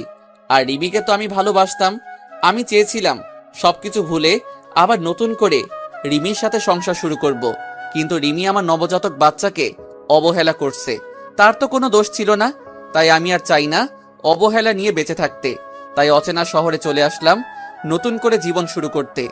পরের দিন সকালে রিমি ঘুম থেকে উঠে দেখে তার ছেলে নেই, আর সেখানে একটা চিঠি রাখা আছে। এদিকে সকালে আহনাফের মায়ের কাছে একটা চিঠি পৌঁছাই দিল একটা অচেনা ছেলে। আহনাফের মা চিঠি পড়তে লাগলো। মা, তুমি যখন আমার চিঠিটা পাবে তখন হয়তো আমি তোমাদের থেকে অনেক দূরে চলে এসেছি, নতুন করে জীবন শুরু করতে। মা, আমি জানি তোমাদের ছেড়ে থাকতে খুব কষ্ট হবে, কিন্তু তাও আমাকে মানিয়ে নিতে হবে। আমি যে 1 বছর তোমাদের কাছ থেকে অবহেলা পেয়েছি, সেটা আমি সহ্য করতে পারতাম না মা জান। খুব কষ্ট হতো, মাঝে মাঝে মনে হতো এ পৃথিবী ছেড়ে চিরতরে চলে যায়। কিন্তু আমি আমার ছেলের জন্য নিজের ক্ষতি করিনি, কারণ আমার যদি কিছু হয়ে যেত তাহলে আমার ছেলেটাকে এমন অবহেলা নিয়ে বড় হতে হতো। আর আপনজন অবহেলা করলে কতটা কষ্ট হয় শুধু আমি জানি। তাই আমি তোমাদের ছেড়ে অনেক দূরে চলে যাচ্ছি। আমি তো তোমার কাছে সেই 1 বছর আগে মারা গেছি, তাই আর তোমাদের ছেলে বলে পরিচয় দিতে হবে না। আর আমার এই পাপী নোংরা চেহারা তোমাকে আর দেখতে হবে না। তাই আমি আমার ছেলেকে নিয়ে অনেক দূরে চলে যাচ্ছি মা, যেখানে কোনো অবহেলা নেই। যদি কোনোদিন ভুল করে থাকি তাহলে ক্ষমা করে দিও মা। ইতি, তোমার অবহেলার পাও। আহনাফের মা চিঠিটা পড়া মাত্রই কান্না শুরু করে দিল, আর তাড়াতাড়ি উঠে হাসপাতালে যেতে লাগলো। এদিকে হাসপাতালে আহনাফের দেওয়ার চিঠি পড়তে থাকলো। রিমি, তুমি হয়তো জানো না, তোমাকে আগে 2 বছর যেভাবে ভালোবাসতাম ঠিক সেইভাবে এখনো ভালোবাসি, কিন্তু আমার ভালোবাসা তুমি বুঝলে না। মনে করেছিলাম জেল থেকে বের হয়ে আবার তোমাকে বিয়ে করে 2জন সুখী থাকবো, কিন্তু বিয়ে হলেও আমরা সুখী হতে পারলাম না। তুমি যদি চাইতে তাহলে আমাদের সংসারটা আজ অন্যরকম হতো, কিন্তু তুমি চাওনি, কারণ আমি যে একটা অমানুষ জানোয়ার, তাই না? তুমি তো একদিন বলেছিলে আমার গর্ভে কোনো অমানুষের বাচ্চা ধারণ করতে পারবো না, কিন্তু আমি তোমার প্রতি কৃতজ্ঞ যে আমার ছেলেটাকে তোমার গর্ভে ধারণ করার জন্য। আর তুমি যেদিন আমাকে ভুল বুঝে থাপ্পড় মেরেছিলে, সেদিন জানো কতটা কষ্ট পেয়েছিলাম। আর তুমি কি বলেছিলে, আমাকে ক্ষমা করে দাও। আমি সেদিন রাগের মাথায় উল্টাপাল্টা বলে ফেলেছি। রিমি, তুমি কি জানো, মানুষ রাগের মাথায় সবসময় সত্যি কথা বলে, আর তাই সেদিন তুমি যা বলছো হয়তো সব সত্যি। আর আমি তোমার জীবন নষ্ট করেছিলাম, আজ সেই জীবন থেকে আমি চিরদিনের জন্য আমার ছেলেকে নিয়ে চলে যাচ্ছি। তুমি তো একদিন বলেছিলে তোর মতো পাপীর চেহারা আমি দেখতে চাই না, তাই আমি তোমার কথা রাখার জন্য চলে যাচ্ছি। আর আমার ছেলেকে আর কোনোদিন অমানুষ বলে গালাগালি করো না। তুমি পারলে যতদিন গালাগালি করো আমাকে করো, আমার ছেলেকে আমি কেমন ভাবে গড়ে তুলবো জানি না, কিন্তু তোমাদের মতো অবহেলা করব না যেভাবে তোমরা আমাকে করছো। তাই আমি চিরদিনের জন্য তোমাদের ছেড়ে চলে যাচ্ছি কোনো এক অজানা শহরে। যদি পারো আমাকে ক্ষমা করে দিও, হিতি একটা অমানুষ। রিমি আহনাপের চিঠি পেয়ে পাগলের মতো কান্না করতে থাকলো আর আহনাপ বলে চিৎকার করতে থাকলো। তখনই আহনাপের মা আসলো রুমে, আর রিমি আহনাপের মাকে জড়িয়ে ধরে চিৎকার করে কান্না করতে থাকলো আর বারবার আহনাপ ফিরিয়ে আসো, আমার ছেলেকে ফিরিয়ে দাও বলে চিৎকার করে কান্না করতে থাকলো। আর এদিকে আহনাপ তার ছোট ছেলেকে নিয়ে এক অচেনা শহরে চলে আসলো। কাউকে চিনে না, কোথায় থাকবে আহনাপ নিজেই জানে না। পরের দিন আমি আমার ছেলেকে নিয়ে একটা চায়ের দোকানে বসে আছি। আমি হালকা নাস্তা করে আমার ছেলের জন্য দুধ কিনে তাকে কষ্ট করে খাওয়ালাম। অনেক হয়েছে, এবার আমার ছেলের একটা নাম রাখতে হবে, তাই আমার ছেলের নাম আব্দুল্লাহ আল সামি রাখলাম, কিন্তু আমি তাকে সামি বলেই ডাকবো, আপনারাও ডাকতে পারেন সামি বলে। তারপর দোকানে আর কিছুক্ষণ বসে থাকার পরে হঠাৎ করে দোকানদার বলল, কি ব্যাপার, আপনি এতটুকু বাচ্চা নিয়ে এভাবে ঘুরে বেড়াচ্ছেন কেন? আর বাচ্চার মা কোথায়? আসলে আমি এই শহরে নতুন, তাই কাউকে চিনি না, আর থাকার একটা জায়গাও নেই, আর বাচ্চার মা নেই, আমি তার মা বাবা। তারপর দোকানদার কি যেন ভেবে বলল, আপনি চাইলে আমার বাড়ির পাশের একটা ছোট বাড়ি আছে, আপনাদের দুজনের থাকার জন্য বেশ ভালো জায়গা। আমি দোকানদারের কথা শুনে বেশ খুশি হলাম। আমি আর কিছু না ভেবে তার কথায় রাজি হয়ে গেলাম। তারপর তিনি আমাকে বাসাটা দেখিয়ে দিয়ে চলে গেল আর বলল, আমার বাড়িটা পাশেই, আমি আমার মেয়েকে বলে যাচ্ছি আপনার যা যা লাগবে সব কিছু যেন সে দেখে নেয়, আর কোনো সমস্যা হলে আমার মেয়েকে বলবেন। দোকানদার তাই বলে চলে গেল আর আমি ঘরটা একটু দেখে নিয়ে কাজ শুরু করে দিলাম, মানে ঘর গোছানোর কাজ। কিছুক্ষণ পর দেখি একটা মেয়ে আসলো রুমে। ও, আপনি তাহলে তিনি যার কথা বাবা বলে গেল? তার মানে ইনি দোকানদারের মেয়ে হবে হয়তো। দেখতে মাশাআল্লাহ বেশ সুন্দর, তবে গরিব বলে বেশি সাধারণভাবে চলাফেরা করে, তাই সৌন্দর্যটা বেশি ফুটে উঠছে না। জি, আমি এই ঘর ভাড়া নিয়েছি, আসলে এখানে কাউকে চিনি না তো, তাই আপনাকে আসতে হলো। আপনি একটু দেখিয়ে দিলেই চলবে। আরে আপনি কোনো চিন্তা করবেন না, আপনার যা যা দরকার বলবেন, আমি দেখিয়ে দেব। আর আমাকে আপনি করে না বলে নাম ধরে ডাকলে খুশি হব। আমার নাম তনিমা, তনিমা বললেই খুশি হব। ও আচ্ছা, নাম ধরেই ডাকবো। তখনই স্বামী কেঁদে উঠল আর তনিমা বলল, এখানে একটা বাচ্চা কান্না করছে কোথায়? আমি তাড়াতাড়ি গিয়ে স্বামীকে কোলে তুলে নিলাম, কিন্তু কান্না থামার কোনো নাম গন্ধই নেই। এই বাচ্চাটা কার? কার বাচ্চা চুরি করে নিয়ে আসছেন? বলেন কার বাচ্চা, নইলে আমি কিন্তু লোকজন ডাকবো আর বলবো আপনি একটা বাচ্চা পাচারকারী। আমি বাচ্চা চুরি করতে যাব কেন? এটা আমার ছেলে, আমি ওর বাবা, আর আমি কোনো বাচ্চা পাচারকারী না, বুঝলেন? তাহলে বাচ্চার মা কোথায়? বাচ্চার মাকে তো দেখতে পাচ্ছি না। আমার ছেলের মা নেই, সে আমার ছেলেটাকে জন্ম দিতে গিয়ে মারা গেছে। এখন থেকে আমি ওর মা বাবা। ও, তা আগে বলবেন তো। আর বাচ্চা কেউ এইভাবে কোলে নেয়? দেন আমার কাছে, দেন। তাই বলে তনিমা আমার কাছ থেকে বাচ্চাটা নিজের কাছে নিয়ে নিল আর স্বামীর কান্না থেমে গেল।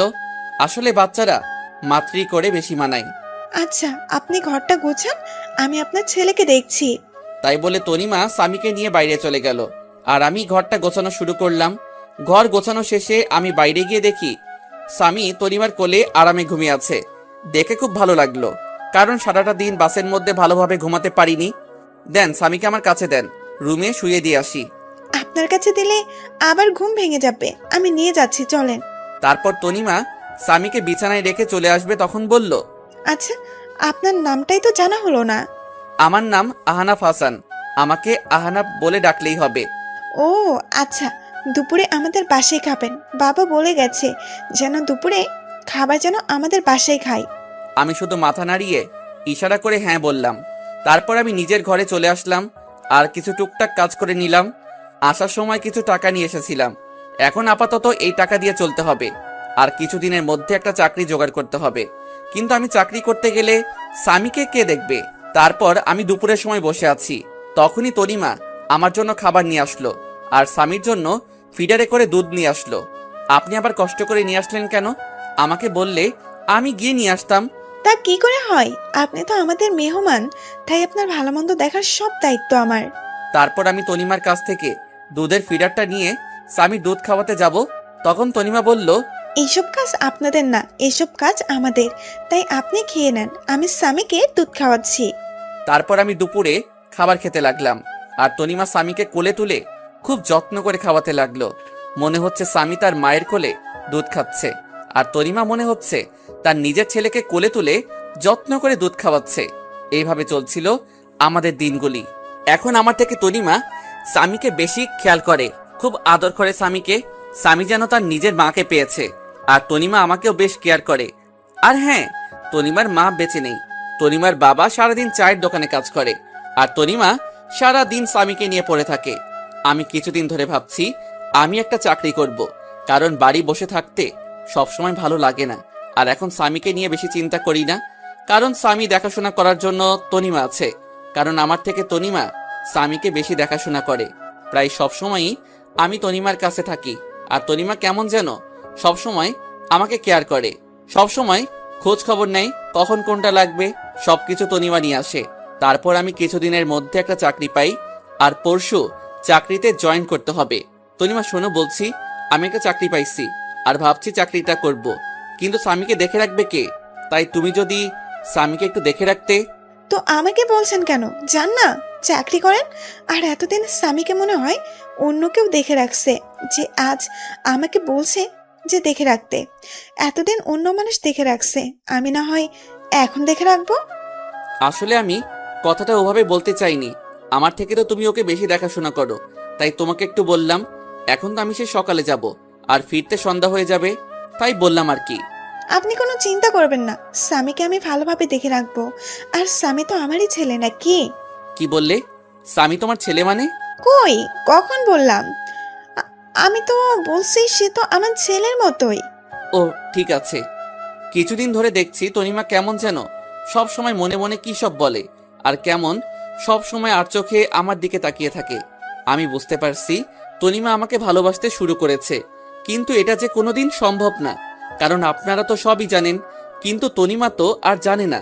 তবে আমি বুঝতে পারছি তনিমাকে ছাড়া স্বামী লালন পালন করা সম্ভব না। আর তনিমা কেমন যেন স্বামী নিজের ছেলের মতো দেখাশোনা করে। আর তনিমা মেয়েটা অনেক ভালো, কোনো অহংকার নেই তার মধ্যে। তারপর আমি অফিস জয়েন করলাম। তনিমা এখন আমাকে প্রতিদিন সকালে সবকিছু গুছিয়ে দেয়। সকালে উঠে নাস্তা তৈরি করে দেবে, তারপর সন্ধ্যার পর নিজের স্বামীর মতো করে রাতের খাবার নিয়ে অপেক্ষা করে। কিন্তু তনিমা যা ভাবছে তা কোনোদিন হবার নয়। তনিমাকে আমার সবকিছু বলতে হবে, নইলে পরে অনেক বড় সমস্যা হতে পারে। তাই ভাবলাম তনিমাকে সবকিছু বলে দেব। আমি সকালে অফিসে যাচ্ছি, তখন তনিমার বাবা আমাকে ডাক দিল। আমি তনিমার বাবার কাছে গিয়ে সালাম দিলাম। তনিমার বাবা সালামের উত্তর দিয়ে বলল যেন রাতে তাদের সাথে একসাথে রাতের খাবার খাই, আর কিছু কথা আছে, তাই রাতে এক জায়গায় কথাটা বলবে। আমি এত কিছু না ভেবে অফিসে চলে আসলাম। অফিস শেষে রাতে বাসায় ফিরলাম। ফ্রেশ হয়ে তনিমার বাবার সাথে একসাথে খেতে বসলাম। তখন তনিমার বাবা বলল, দেখো আনাব বাবা, তুমি যেদিন থেকে এখানে এসেছো তুমি দেখছো আমার মেয়েটা কেমন। আর আমার মেয়েটা তোমার ছেলেকে নিজের ছেলের মতো লালন পালন করে, তুমি তো সব জানো। আর আমার মা মরা মেয়েকে কোনোদিনই কষ্ট দেয়নি। আমি আমার মেয়ের কষ্ট হবে বলে আমি আর বিয়ে করিনি, তুমি তো সব জানো। আর স্বামীর জন্য একটা মা দরকার, আর তুমি কতদিন একা একা থাকবে, তাই বলছিলাম কি আমার মেয়েকে তুমি বিয়ে করে নাও বাবা। খুব টেনশন হয় বাবা, বৃদ্ধ হয়ে গেছি, কখন যে কি হয়ে যায় বলা যায় না। আমি তনিমার বাবা হিসেবে বলছি না, আমি তোমার ভালোর জন্যই বলছি। আঙ্কেল কি বলছেন এসব? আর আমি তনিমাকে কোনোদিন ওই চোখে দেখিনি। আর হ্যাঁ, তনিমা মেয়েটা অনেক ভালো, আমার ছেলেকে নিজের ছেলের মতো ভালোবাসে, আর আমারও খুব যত্ন নেয়। কিন্তু এটা সম্ভব না। কথাটা বলার সাথে সাথে তনিমার দিকে তাকালাম, দেখি তনিমার চোখ দিয়ে অঝোর ধারায় কান্না করতে করতে বাইরে চলে গেল। তনিমা মনে হয় আমাকে ভালোবাসে, আর তনিমা মনে হয় আমার কাছ থেকে এই কথা আশা করেনি। তাহলে কেন তনিমাকে বিয়ে করতে পারবে না? কি সমস্যা বলো দেখছি। অনেক সমস্যা আছে আঙ্কেল, আপনি আমার পুরো কাহিনী জানেন না। কেন আমি ছোট একটা বাচ্চা নিয়ে কেন এক শহর থেকে অন্য শহরে চলে আসলাম। আমার একটা পুরনো অতীত আছে, আর সেই অতীত শুনলে আপনি আর আমার সাথে আপনার মেয়েকে বিয়ে দিবেন না। তোমার একটা অতীত আছে, কই তুমি তো আমাকে আগে বলনি। তখন বলার মতো পরিস্থিতি ছিল না, তাই বলিনি। কিন্তু আপনাদের কাছ থেকে আর লুকাবো না, সব বলবো আজ। তারপর আমি তনিমাকে ডাকলাম আর আমার অতীতের পুরো কাহিনী বলতে থাকলাম। তারপর আমি আমার পুরানো অতীত সব খুলে বললাম। দেখি তনিমা কান্না করতে করতে অন্য রুমে চলে গেল, আর তনিমার বাবা কোনো কথা না বলে চলে গেল। তারপর আমি নিজের রুমে চলে আসলাম, দেখি আমার ছেলেটা ঘুমিয়ে আছে। আজ মা বাবা আর রিমির কথা খুব মনে পড়ছে। এতদিনে হয়তো রিমি অন্য কারোর সাথে বিয়ে করেছে, কারণ রিমির কাছে তো আমি একটা খারাপ মানুষ ছিলাম। আর মা মনে হয় আমার উপর এখনো রেগে আছে। পুরনো কথা ভাবতে ভাবতে কখন যে স্বামীর পাশে ঘুমিয়ে পড়েছি নিজেই জানি না। পরের দিন সকালে উঠে ফ্রেশ হয়ে নিলাম, অফিসে যাওয়ার জন্য রেডি হচ্ছি। কিন্তু আজ তনিমা আমাকে নাস্তা করতে ডাকলো না, মনে হয় আমার উপর রেগে আছে। কিন্তু আমি অফিসে গেলে স্বামীর কি হবে? স্বামীর বয়স 8 মাস, তাই তাকে একা রেখে যাওয়া যাবে না। প্রতিদিন তনিমা স্বামীকে তার কাছে নিজের মায়ের মতো দেখাশোনা করত। কিন্তু আজ কি হবে? আমি বিছানায় মাথা নিচু করে বসে আছি, তখনই তনিমা আসলো আর বলল, আপনি অফিসে চলে যান, আমি স্বামীকে দেখে রাখছি। আসলে কাল একটু দেরি করে ঘুমানোর জন্য সকালে উঠতে দেরি হয়ে গেল, তাই আপনার জন্য নাস্তা তৈরি করতে পারলাম না। কাল থেকে আবার তৈরি করে দেব। আমি তনিমার দিকে তাকিয়ে দেখি তনিমার চোখ মুখ ফুলে আছে, আর চোখ কিছুটা লাল হয়ে আছে। মনে হয় সারা রাত কান্না করেছে। তনিমা, আমাকে তুমি ক্ষমা করে দাও। তোমাদের কাছ থেকে আমার পুরনো অতীত লুকানোর জন্য যদি সেদিন সবকিছু বলে দিতাম, তাহলে আজ তোমাকে কষ্ট পেতে হতো না। কিন্তু কি করব বলো, আমি যে চাইলেও সবকিছু ভুলে যেতে পারবো না। আপনি কেন ক্ষমা চাইছেন? আর অন্যায় তো আমি করেছি। আমি আপনার সম্পর্কে সবকিছু না জেনে আপনাকে ভালোবেসেছি। আমি আর আপনাদের মধ্যে আসবো না, কিন্তু স্বামীকে আমার কাছ থেকে দূরে রাখবেন না। স্বামী আপনার ছেলে, আমি কোনোদিন ভাবিনি, সব সময় নিজের ছেলে মনে করে এসেছি। প্লিজ স্বামীকে আমার কাছ থেকে দূরে সরিয়ে দেবেন না। আমি তনিমার কথা চোখ দিয়ে টপটপ করে পানি পড়তে থাকলো। রিমির মধ্যে আর তনিমার মধ্যে কত পার্থক্য! রিমি নিজের সন্তানকে অমানুষ বলে, গালাগালি করে, আর তনিমা স্বামী কিছু না হওয়া সত্ত্বেও স্বামীর জন্য কত ভালোবাসা তার। আমি স্বামীর কাছে গিয়ে স্বামীর 2 গালে 2টা চুমু দিয়ে স্বামীকে তনিমার কোলে তুলে দিয়ে চলে আসলাম অফিসে। এভাবে চলতে থাকলো আমার একাকিত্ব জীবন। এখন স্বামী হাঁটতে শিখে গেছে, আর সব সময় তনিমার সাথে সব সময় দুষ্টামি করে। তনিমা এখন আর আমার উপর তেমন অধিকার দেখায় না। হয়তো তনিমা বুঝে গেছে যে পাওয়ার নাই তা নিয়ে ভেবে লাভ নাই। আর তনিমা স্বামীকে সব সময় কাছে রাখে, খুব আদর করে স্বামীকে। একদিন অফিস থেকে বাসায় আসলাম, তখন তনিমা স্বামীকে আমার কাছে দিতে আসলো। আজ স্বামী আমাকে মা ডেকেছে জানেন? তনিমা, তুমি সব জানো আমার প্রতি ঘটে যাওয়া সব ঘটনা, আর আমি চাই না স্বামী আপনাকে মা বলে ডাকুক, কারণ আপনি তো আর সারা জীবন আর স্বামীকে দেখাশোনা করবেন না। আজ না হয় কাল তোমার বিয়ে হয়ে যাবে, তখন আমি চাই না স্বামী তার মায়ের জন্য কান্না করুক। তাই তুমি ভবিষ্যতের কথা চিন্তা করে এখন মানিয়ে নিলে খুশি হতাম। আমি বুঝতে পারছি, আমি চেষ্টা করব। এভাবে চলে গেল আরো 2 বছর। এখন স্বামী ভালোভাবে কথা বলতে পারে। স্বামী এখন আমাকে আব্বু বলে ডাকে। যেদিন স্বামী আমাকে আব্বু বলে ডেকেছিল, সেদিন যে কত খুশি হয়েছিলাম তা ভাষায় প্রকাশ করা যাবে না। আর এখন স্বামী তনিমাকে আন্টি বলে ডাকে। আমি জানি এসব তনিমা শিখিয়ে দিছে। এভাবে আরো কিছুদিন যাওয়ার পর তনিমা এসে বলল, বাবা আমার বিয়ে ঠিক করে ফেলেছে, কিন্তু সে স্বামীকে ছাড়া থাকতে পারবে না বলে অযোধ্যায় কান্না করতে থাকলো। আমি কি বলে তনিমাকে সান্ত্বনা দেব কিছু খুঁজে পাচ্ছি না, কারণ সেই ছোট থেকে স্বামী কোলে তুলে নিজের হাতে খাইয়ে বড় করেছে। সবাই কষ্ট হওয়ার কথা, কিন্তু বাস্তবটাকে মেনে নিতে হবে, নইলে পরে অনেক সমস্যার মধ্যে পড়তে হবে। কিছুদিনের মধ্যে তনিমার বিয়ে হয়ে গেল। এই কয়দিন স্বামীকে সবসময় কাছে নিয়ে রাখতাম, কারণ স্বামী এখনো ছোট। তাই কিছুদিন তনিমার থেকে দূরে রাখলে স্বামী হয়তো তনিমাকে আস্তে আস্তে ভুলে যাবে। তনিমা বিয়ের দিন স্বামীকে জড়িয়ে ধরে অনেক কান্না করেছিল, যেন মা তার ছেলেকে চিরদিনের জন্য ছেড়ে চলে যাচ্ছে। তনিমার কান্না দেখে আমারও খুব কান্না পাচ্ছিল। তারপর তনিমার বিয়ে হয়ে গেল। কিছুদিন স্বামী কান্না করছিল তনিমা না দেখতে পেয়ে, কিন্তু স্বামী ছোট, সে কারণে কিছুদিন পর আর কান্না করে না। এখন স্বামীকে আমার সাথে আমার অফিসে নিয়ে যাই। অফিসের সবাই স্বামীকে অনেক ভালোবাসে। সবাই স্বামীকে দেখে রাখে, সবাই স্বামীকে আদর করে। কিছুদিন পর অফিস থেকে জানালো আমার ট্রান্সফার করা হয়েছে, আর এখন আমার অফিস ঢাকাতে পোস্টিং করা হয়েছে। আমিও সবকিছু মেনে নিলাম।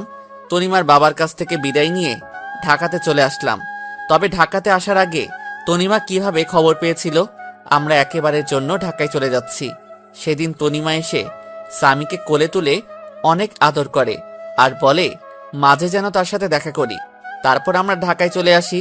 তারপর দেখতে দেখতে আরো 2টা বছর চলে গেল। এখন স্বামীকে একটা স্কুলে ভর্তি করিয়ে দিছি। আমি অফিসে যাওয়ার সময় স্বামীকে স্কুলে দিয়ে আসি, আর স্কুল শেষে স্বামীকে আমার অফিসে নিয়ে আসি। তারপর অফিস শেষে দুজন বাসায় চলে আসি। একদিন স্বামী বলল, আব্বু আব্বু তুমি জানো, স্কুলে আমার সব বন্ধুরা তাদের আম্মুর সাথে যায়, তাদের আম্মু তাদের কত ভালোবাসে, কিন্তু আমার আম্মু নেই কেন? ও আব্বু বলো আব্বু, আমার আম্মু কোথায়? আমি স্বামীর কথা শুনে অনেক অনেক বেশি অবাক হলাম, কারণ এই 5 বছরে আমি একদিনও তার মায়ের কথা জিজ্ঞাসা করিনি। তাহলে আজ কেন তার মায়ের কথা জিজ্ঞাসা করলো? মনে হয় স্কুলে তার বন্ধুদের মায়ের সাথে আসতে দেখে স্বামীরও তার মায়ের কথা মনে পড়ছে।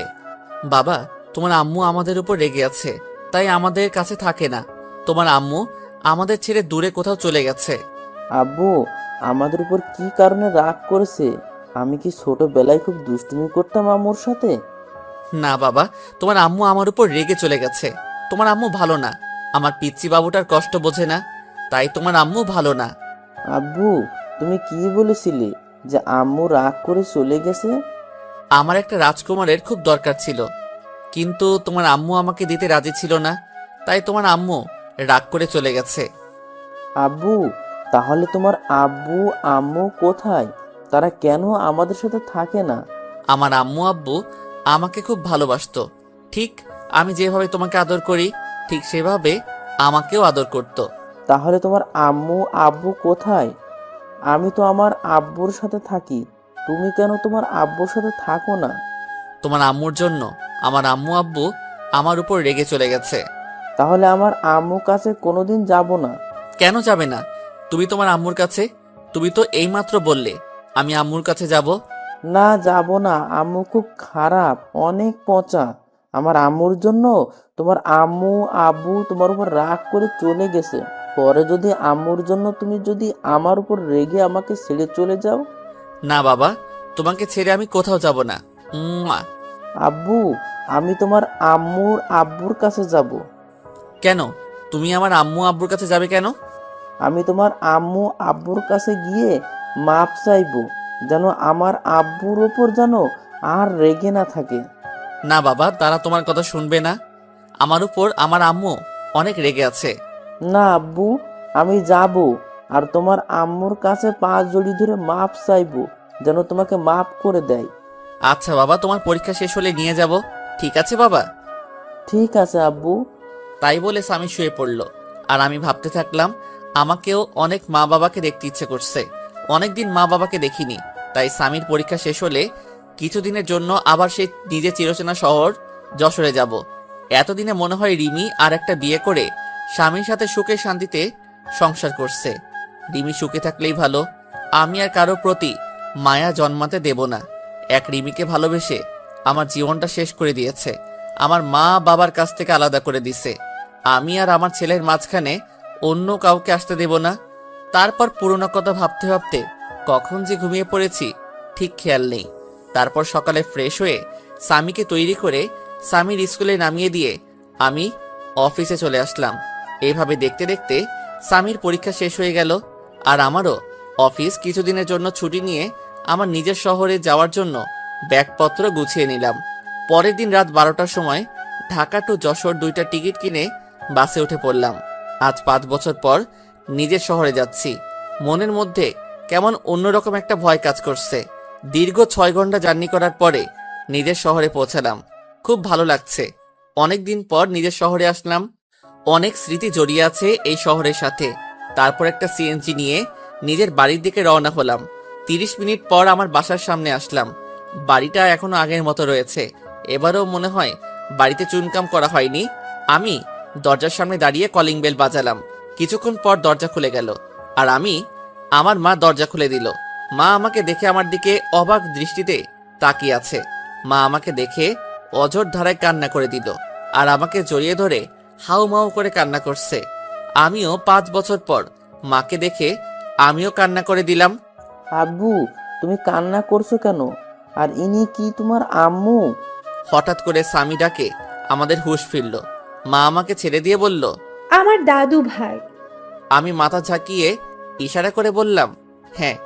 এবার মা নিচু হয়ে স্বামীর সামনে বসে পড়ল আর সারা মুখে মা চুমু দিতে থাকলো আর জড়িয়ে ধরে কান্না করতে লাগলো আর বলল, বাবা আহনাফ, আমাকে ক্ষমা করে দে বাবা।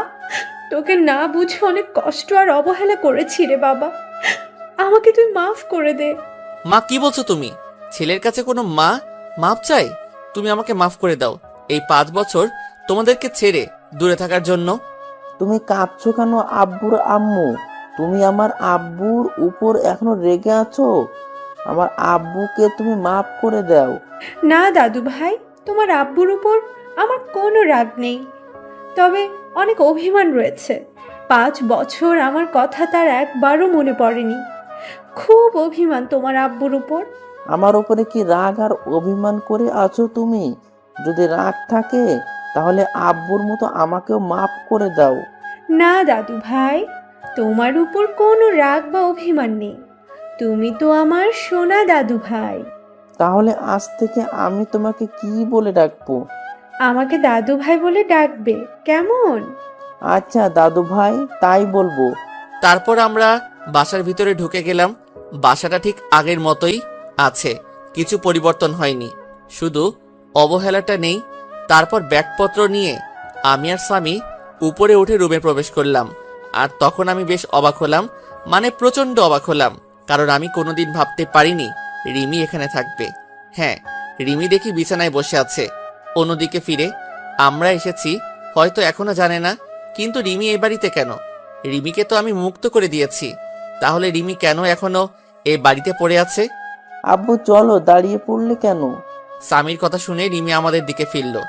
আমাদেরকে দেখে রিমির সাথে সাথে বিছানা থেকে লাফ দিয়ে নেমে পড়ল আর অবাক করা দৃষ্টিতে তাকিয়ে আছে আমাদের দিকে। রিমি আমার থেকে অনেক চেঞ্জ হয়ে গেছে, অনেক শুকিয়ে গেছে আর পাতলা হয়ে গেছে। রিমি কিছু বলছে না, চোখের পানি টলমল করছে।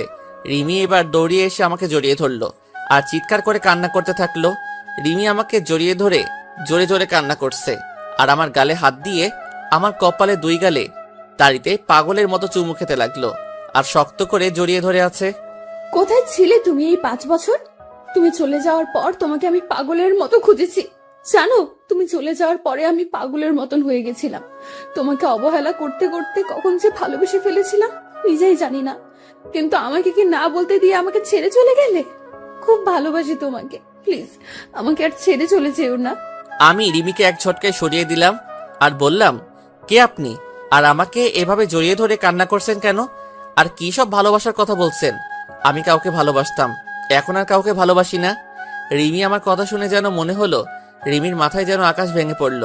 রিমি আমার দিকে করুণ দৃষ্টিতে তাকিয়ে আছে। প্লিজ আহনাফ, আমাকে মাফ করে দাও। আমি তোমাকে ছাড়া বাঁচতে পারবো না। আমাকে আর কষ্ট দিও না। তোমার দেওয়া কষ্ট আমি আর সহ্য করতে পারছি না। প্রতিদিন রাতে তোমার কথা ভেবে অনেক কষ্ট করতাম, অনেক কান্না করতাম। তুমি আসবে বলে প্রতিদিন তোমার পথের দিকে চেয়ে থাকতাম। তুমি আসবে আর আমাকে তোমার বুকে জড়িয়ে ধরে রাখবে। প্লিজ আমাকে মাফ করে দাও। আমি আর কষ্ট সহ্য করতে পারছি না। হাসালে, তুমি আমাকে ভালোবাসো তাই না? কোথায় ছিল তোমার এত ভালোবাসা? যেদিন তোমাকে একবার দেখার জন্য টানা 2 বছর তোমার পিছনে পড়েছিলাম, কোথায় ছিল তোমার ভালোবাসা? যেদিন আমি ভালোবাসার নামে শুধু অবহেলা পেয়েছি, তোমার কাছে প্রতিদিন মাফ চাইতাম আমার একটা মাত্র অন্যায়ের জন্য, কিন্তু আমি কি পেয়েছি? শুধু কিছু সুন্দর সুন্দর গালাগালি আর মায়ের অবহেলা। তুমি কি জানো আপনজনের অবহেলা কত কষ্টকর, কতটা অসহ্য, যা আমাকে ভিতর থেকে একদম শেষ করে দিয়েছে। তাই আমি আর কখনো অবহেলা সহ্য করতে পারবো না। আর কারো প্রতি আমার কোনো টান নেই বা ভালোবাসা নেই। এখন শুধু আমি আমার ছেলেকে নিয়ে বাঁচতে চাই। আমার পুরো পৃথিবী জুড়ে এখন শুধু আমার ছেলে রয়েছে। আমি আর কাউকে আমার পৃথিবীতে প্রবেশ করতে দেব না। রিমি এবার নিচে তাকিয়ে দেখে সামি দাঁড়িয়ে আছে। রিমি সামিকে দেখে আরো জোরে কান্না শুরু করে দিল। আর রিমি হাঁটু ভাঁজ করে সামির সামনে গিয়ে বসে পড়ল আর জড়িয়ে ধরল সামিকে। সামিকে জড়িয়ে ধরে কান্না করতে থাকলো আর দুই গালে চুমু খেলো। রিমির এমন ঢঙের ভালোবাসা দেখে আমার রাগটা চরমে উঠে গেল। রিমির সেসব বলা কথা হঠাৎ করে মনে পড়ে গেল। আমি রিমির কাছে থেকে সামিকে সরিয়ে নিয়ে সামিকে কোলে তুলে নিলাম। কি করছেন আপনি? আমার ছেলেকে এভাবে জড়িয়ে ধরেছেন কেন? আর ওকে এভাবে চুমু দিচ্ছেন কেন? কোনো অধিকার নেই আমার ছেলের উপর। কেন আমার ছেলেকে আমি জড়িয়ে ধরবো? তাতে অধিকারের কি আছে এখানে? তোমার ছেলে তাই না? কেউ একজন বলেছিল কোনো অমানুষের বাচ্চা আমার বাচ্চা হতে পারে না, তাই তাকে নষ্ট করে দিতে চেয়েছিল। আর আমি আমার ছেলে তো একটা অমানুষ, আর আমাদের মতো অমানুষকে আপনি নিজের ছেলে বলে দাবি করছেন?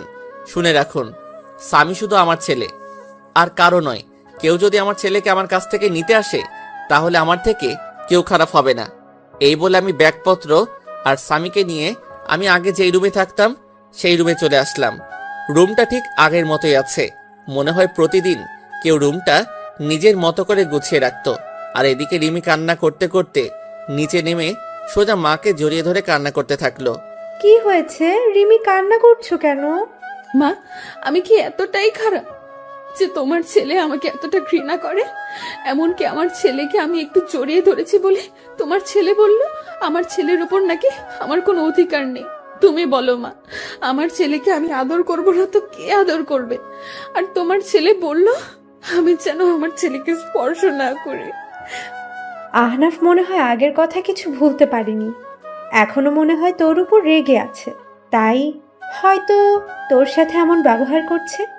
যখন তোর প্রতি রাগ কমে যাবে তখন দেখবি আস্তে আস্তে সব ঠিক হয়ে যাবে। তুই শুধু আমার ছেলেকে ভালোবেসে যাবি, দেখবি একদিন সব কিছু ভুলে তোর কাছে ফিরে আসবে। তারপর আমি রুমে এসে কাপড় চেঞ্জ করে ফ্রেশ হয়ে নিলাম। তারপর একটু রেস্ট নিয়ে নিচে আসলাম দুপুরের খাবার খেতে। মা বাবা এখনো আসেনি অফিস থেকে। এখনই চলে আসবে, আমি ফোন করে সব বলে দিয়েছি, এখনই চলে আসবে। তুই খেতে বস। আর দাদু ভাই, তুমি আমার কাছে আসো, আজ খুব ভালো লাগছে। আজ অনেকদিন পর একসাথে এক টেবিলে খেতে বসলাম। মা রিমি, তুমি আহনাফের পাশে বসে আহনাফকে খাবার আগিয়ে দাও। তারপর যেই রিমি আমার পাশে বসলো আমি উঠে গেলাম চেয়ার থেকে। মা, আমি পরে খেয়ে নেব, এখন খেতে ইচ্ছে করছে না। আর স্বামীকে খাইয়ে দিয়ে সোজা আমার রুমে নিয়ে আসবে, ঠিক আছে মা? তাই বলে আমি উপরে উঠে রুমে চলে আসলাম। এভাবে কিছুক্ষণ রেস্ট নেওয়ার পর বাসার কাজের লোক আমার রুমে খাবার দিয়ে গেল। খাবার খেয়ে একটু রেস্ট নিয়ে নিলাম, কিন্তু স্বামী এখনো রুমে আসলো না কেন? আমি উঠে নিচে গিয়ে দেখি রিমি আর স্বামী নিচে বসে আছে। বলতে গেলে স্বামী রিমির কোলে বসে বসে খেলা করছে, আর রিমি মাঝে মাঝে স্বামীর মুখে চুমু দিচ্ছে। আমি রিমির কাছ দেখে মাথাটা পুরো গরম হয়ে গেল। যখন জানতে পারে আমাদের ছেলে আসছে পৃথিবীতে, তখন রিমি যতটা না আমাকে অবহেলা করছে তার থেকে বেশি গালাগালি করছে আমার ছেলেটাকে। তাই আমি সোজা নিচে নেমে চলে আসলাম। আমি নিচে গিয়ে রিমির কোল থেকে স্বামীকে নিয়ে নিলাম। আপনাকে বলছি না আমার ছেলের উপর কোনো অধিকার দেখাতে আসবেন না, তারপরও কেন আমার ছেলের কাছে আসার চেষ্টা করছেন? আর আমি চাই না কোনো জানোয়ারের বাচ্চা কাছে আসুক। তাই বলে আমি ওখান থেকে স্বামীকে নিয়ে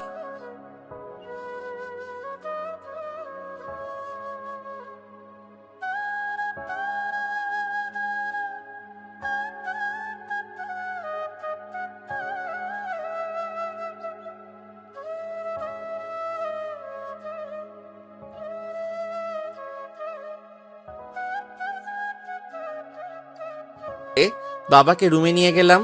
বাবা, তোমার দাদাই আমার ছেলে স্বামী। বাবা স্বামীকে দেখে কোলে তুলে আদর করতে লাগলো। তারপর বাবার সাথে কিছুক্ষণ কথা বলে বাবা চলে গেল। তারপর আমি আর স্বামী একটু ঘুমিয়ে বিকালে উঠে একটু বাইরে হাঁটতে বের হলাম। অনেকদিন পর এই এলাকাতে আসলাম, কিছু চেনা পরিচিত মানুষের সাথে কথা বলে রাতে বাসায় আসলাম। আমি আর স্বামী রুমে বসে আছি, তখন রিমি রুমে আসলো। চলেন, রাতের খাবার খেয়ে নেবেন, সবাই নিচে অপেক্ষা করছে। আমি খাবো না, আর আমার খাওয়া নিয়ে তোমাকে চিন্তা করতে মানা করছি না? আর এর আগে 1 বছর যখন আমার খাবার কথা নিয়ে ভাবনি, এখনো না ভাবলেই চলবে। আমি আগে যেরকম ভাবে বাইরে খেতাম এখনো বাইরে বাইরে খাবো। আপনি শুধু মাকে বলেন স্বামীর খাবারটা যেন উপরে দিয়ে যায়। রিমি আর কিছু না বলে কান্না করতে করতে চলে গেল। কাঁদুক, তাতে আমার কি? আমিও অনেক কান্না করেছি, কেউ দেখেনি আমার কান্না। কিছুক্ষণ পর মা রুমে আসলো। বাবা আহনাফ, তুই কি এখনো আমাদের উপর রাগ করে আছিস বাবা? যদি এখনো রাগ করে থাকিস তাহলে মাফ করে দে বাবা। আমরা সবাই নিজেদের ভুল বুঝতে পেরেছি। চল বাবা, একসাথে খেয়ে নি। না মা, আমার কিছু খেতে ইচ্ছে করছে না। আর তাছাড়া আমার বাইরের খাবার খেয়ে অভ্যাস হয়ে গেছে, তাই বাসার খাবার না খেলেও চলবে। তুমি স্বামীকে নিয়ে খাইয়ে দাও, আমি রুমে বসে আছি। মা আর কোনো কথা না বলে স্বামীকে নিয়ে চলে গেল। যাওয়ার সময় দেখলাম মায়ের চোখে হালকা পানি টলমল করছে। খুব কষ্ট হলো মায়ের চোখে পানি দেখে। মা কোনো দোষ করেনি, রিমির জন্যই তো মা আমাকে অবহেলা করত। না, মাকে আর কষ্ট দেব না। তারপর কিছুক্ষণ পর দেখি রিমি স্বামীকে দিয়ে গেল, আর আমি স্বামীকে বিছানায় বসিয়ে রুমের দরজা বন্ধ করে দিলাম। রিমির চোখে পানি দেখলাম, কাঁদলে কাঁদুক, তাতে আমার কিছু করার নেই। বিছানায় শুয়ে শুয়ে ভাবছি, রিমি আমাকে আগে দু চোখে দেখতে পারতো না, আর এখন কেমন দৃষ্টিতে তাকিয়ে থাকে। রিমির চোখে এখন আমার জন্য অন্য কিছু দেখি। হয়তো আমার অনুপস্থিতিতে আমাকে ভালোবেসে ফেলছে। কিন্তু রিমির উপর যে এখন আমার কোনো রকম ফিলিংস কাজ করে না। 5 বছর আগের কথা মনে পড়লে ভীষণ রাগ আর কষ্ট হয় খুব। পুরনো কথা ভাবতে ভাবতে কখন যে ঘুমিয়ে গেছি নিজেই জানি না। পরের দিন সকালে ঘুম থেকে উঠে দেখি স্বামী বিছানায় নেই। আমি তাড়াতাড়ি বিছানা থেকে উঠে চোখ মুছতে মুছতে নিচে এসে দেখি স্বামীকে সুন্দর পোশাক পরিয়ে নিজের কোলে তুলে খুব সুন্দর করে নিজের হাতে খাইয়ে দিচ্ছে, আর তারা কথা বলছে। বাবা, তোমার এতদিন মায়ের কথা মনে পড়েনি? খুব মনে পড়তো আম্মু। আমার স্কুলের সব বন্ধুদের তাদের মা স্কুলে নিয়ে যেত, আবার নিয়ে আসতো। খুব মন খারাপ হতো তখন, কিন্তু আব্বুকে যেই মায়ের কথা বললাম তখন আব্বু বলতো আমার নাকি কোনো মা নেই, আমার মা নাকি খুব পচা। আমাকে আর আব্বুকে অনেক গালাগালি করতো আর অবহেলা করতো। কিন্তু আম্মু, তুমি তো অনেক ভালো। আম্মু, তাহলে আব্বু ওরকম কথা বলতো কেন যে তুমি অনেক খারাপ পচা? স্বামীর কথা শুনে রিমির মুখটা মুহূর্তের মধ্যে ফ্যাকাশে হয়ে গেল, কারণ সে নিজেই তো তার ছেলেকে আর আহনাফ অনেক গালাগালি আর অনেক খারাপ ভাষায় কথা বলেছে।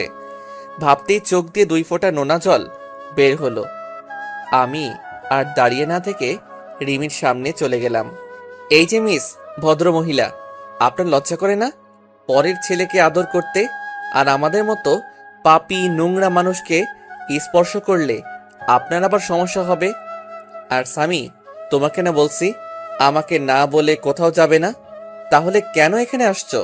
আর আমি বলেছি না তোমার আম্মু নেই, তাহলে কেন এই মহিলাকে আম্মু বলছো? আর যেন কোনোদিন তোমাকে আম্মু বলতে না দেখি, মনে থাকবে তো? আর আমি তোমার আব্বু আম্মু, মনে থাকবে তো?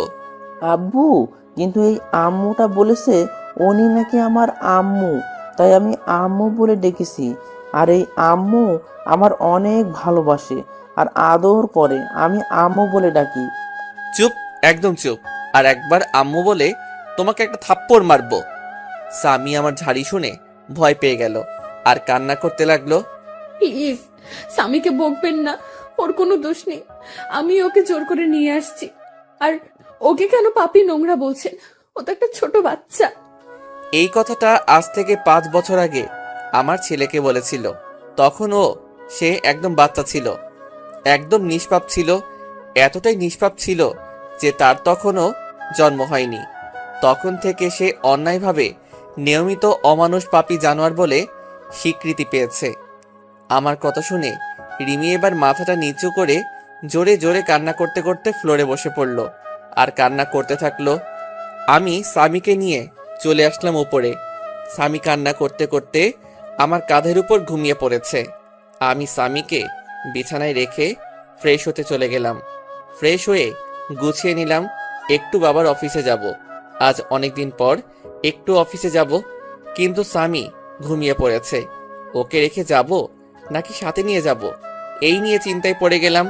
তারপর স্বামীকে রেখে যাওয়ার সিদ্ধান্ত নিলাম। তারপর রুম থেকে বেরিয়ে মায়ের কাছে চলে গেলাম। মা, আমি একটু অফিস যাচ্ছি। স্বামী ঘুমিয়ে আছে। আমি জেগে গেলে তোমার কাছে রাখবে, আর যেন কেউ ওকে স্পর্শ করে না। তাহলে আমার থেকে খারাপ কেউ হবে না। বাবা আহনাফ, তুই এখনো পুরনো কথা ভুলতে পারিসনি। বাবা, আগের সব কথা ভুলে গিয়ে নতুন করে শুরু করা যায় না?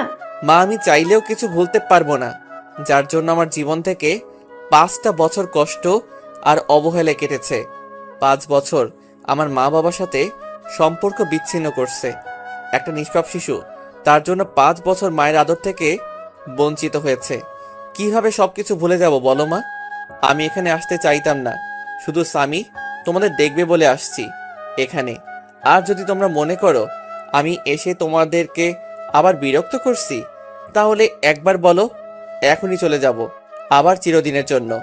না বাবা, যাস না তুই। যেভাবে থাকিস আমরা আর কিছু বলবো না, কিন্তু আমাদের ছেড়ে আর যাস না।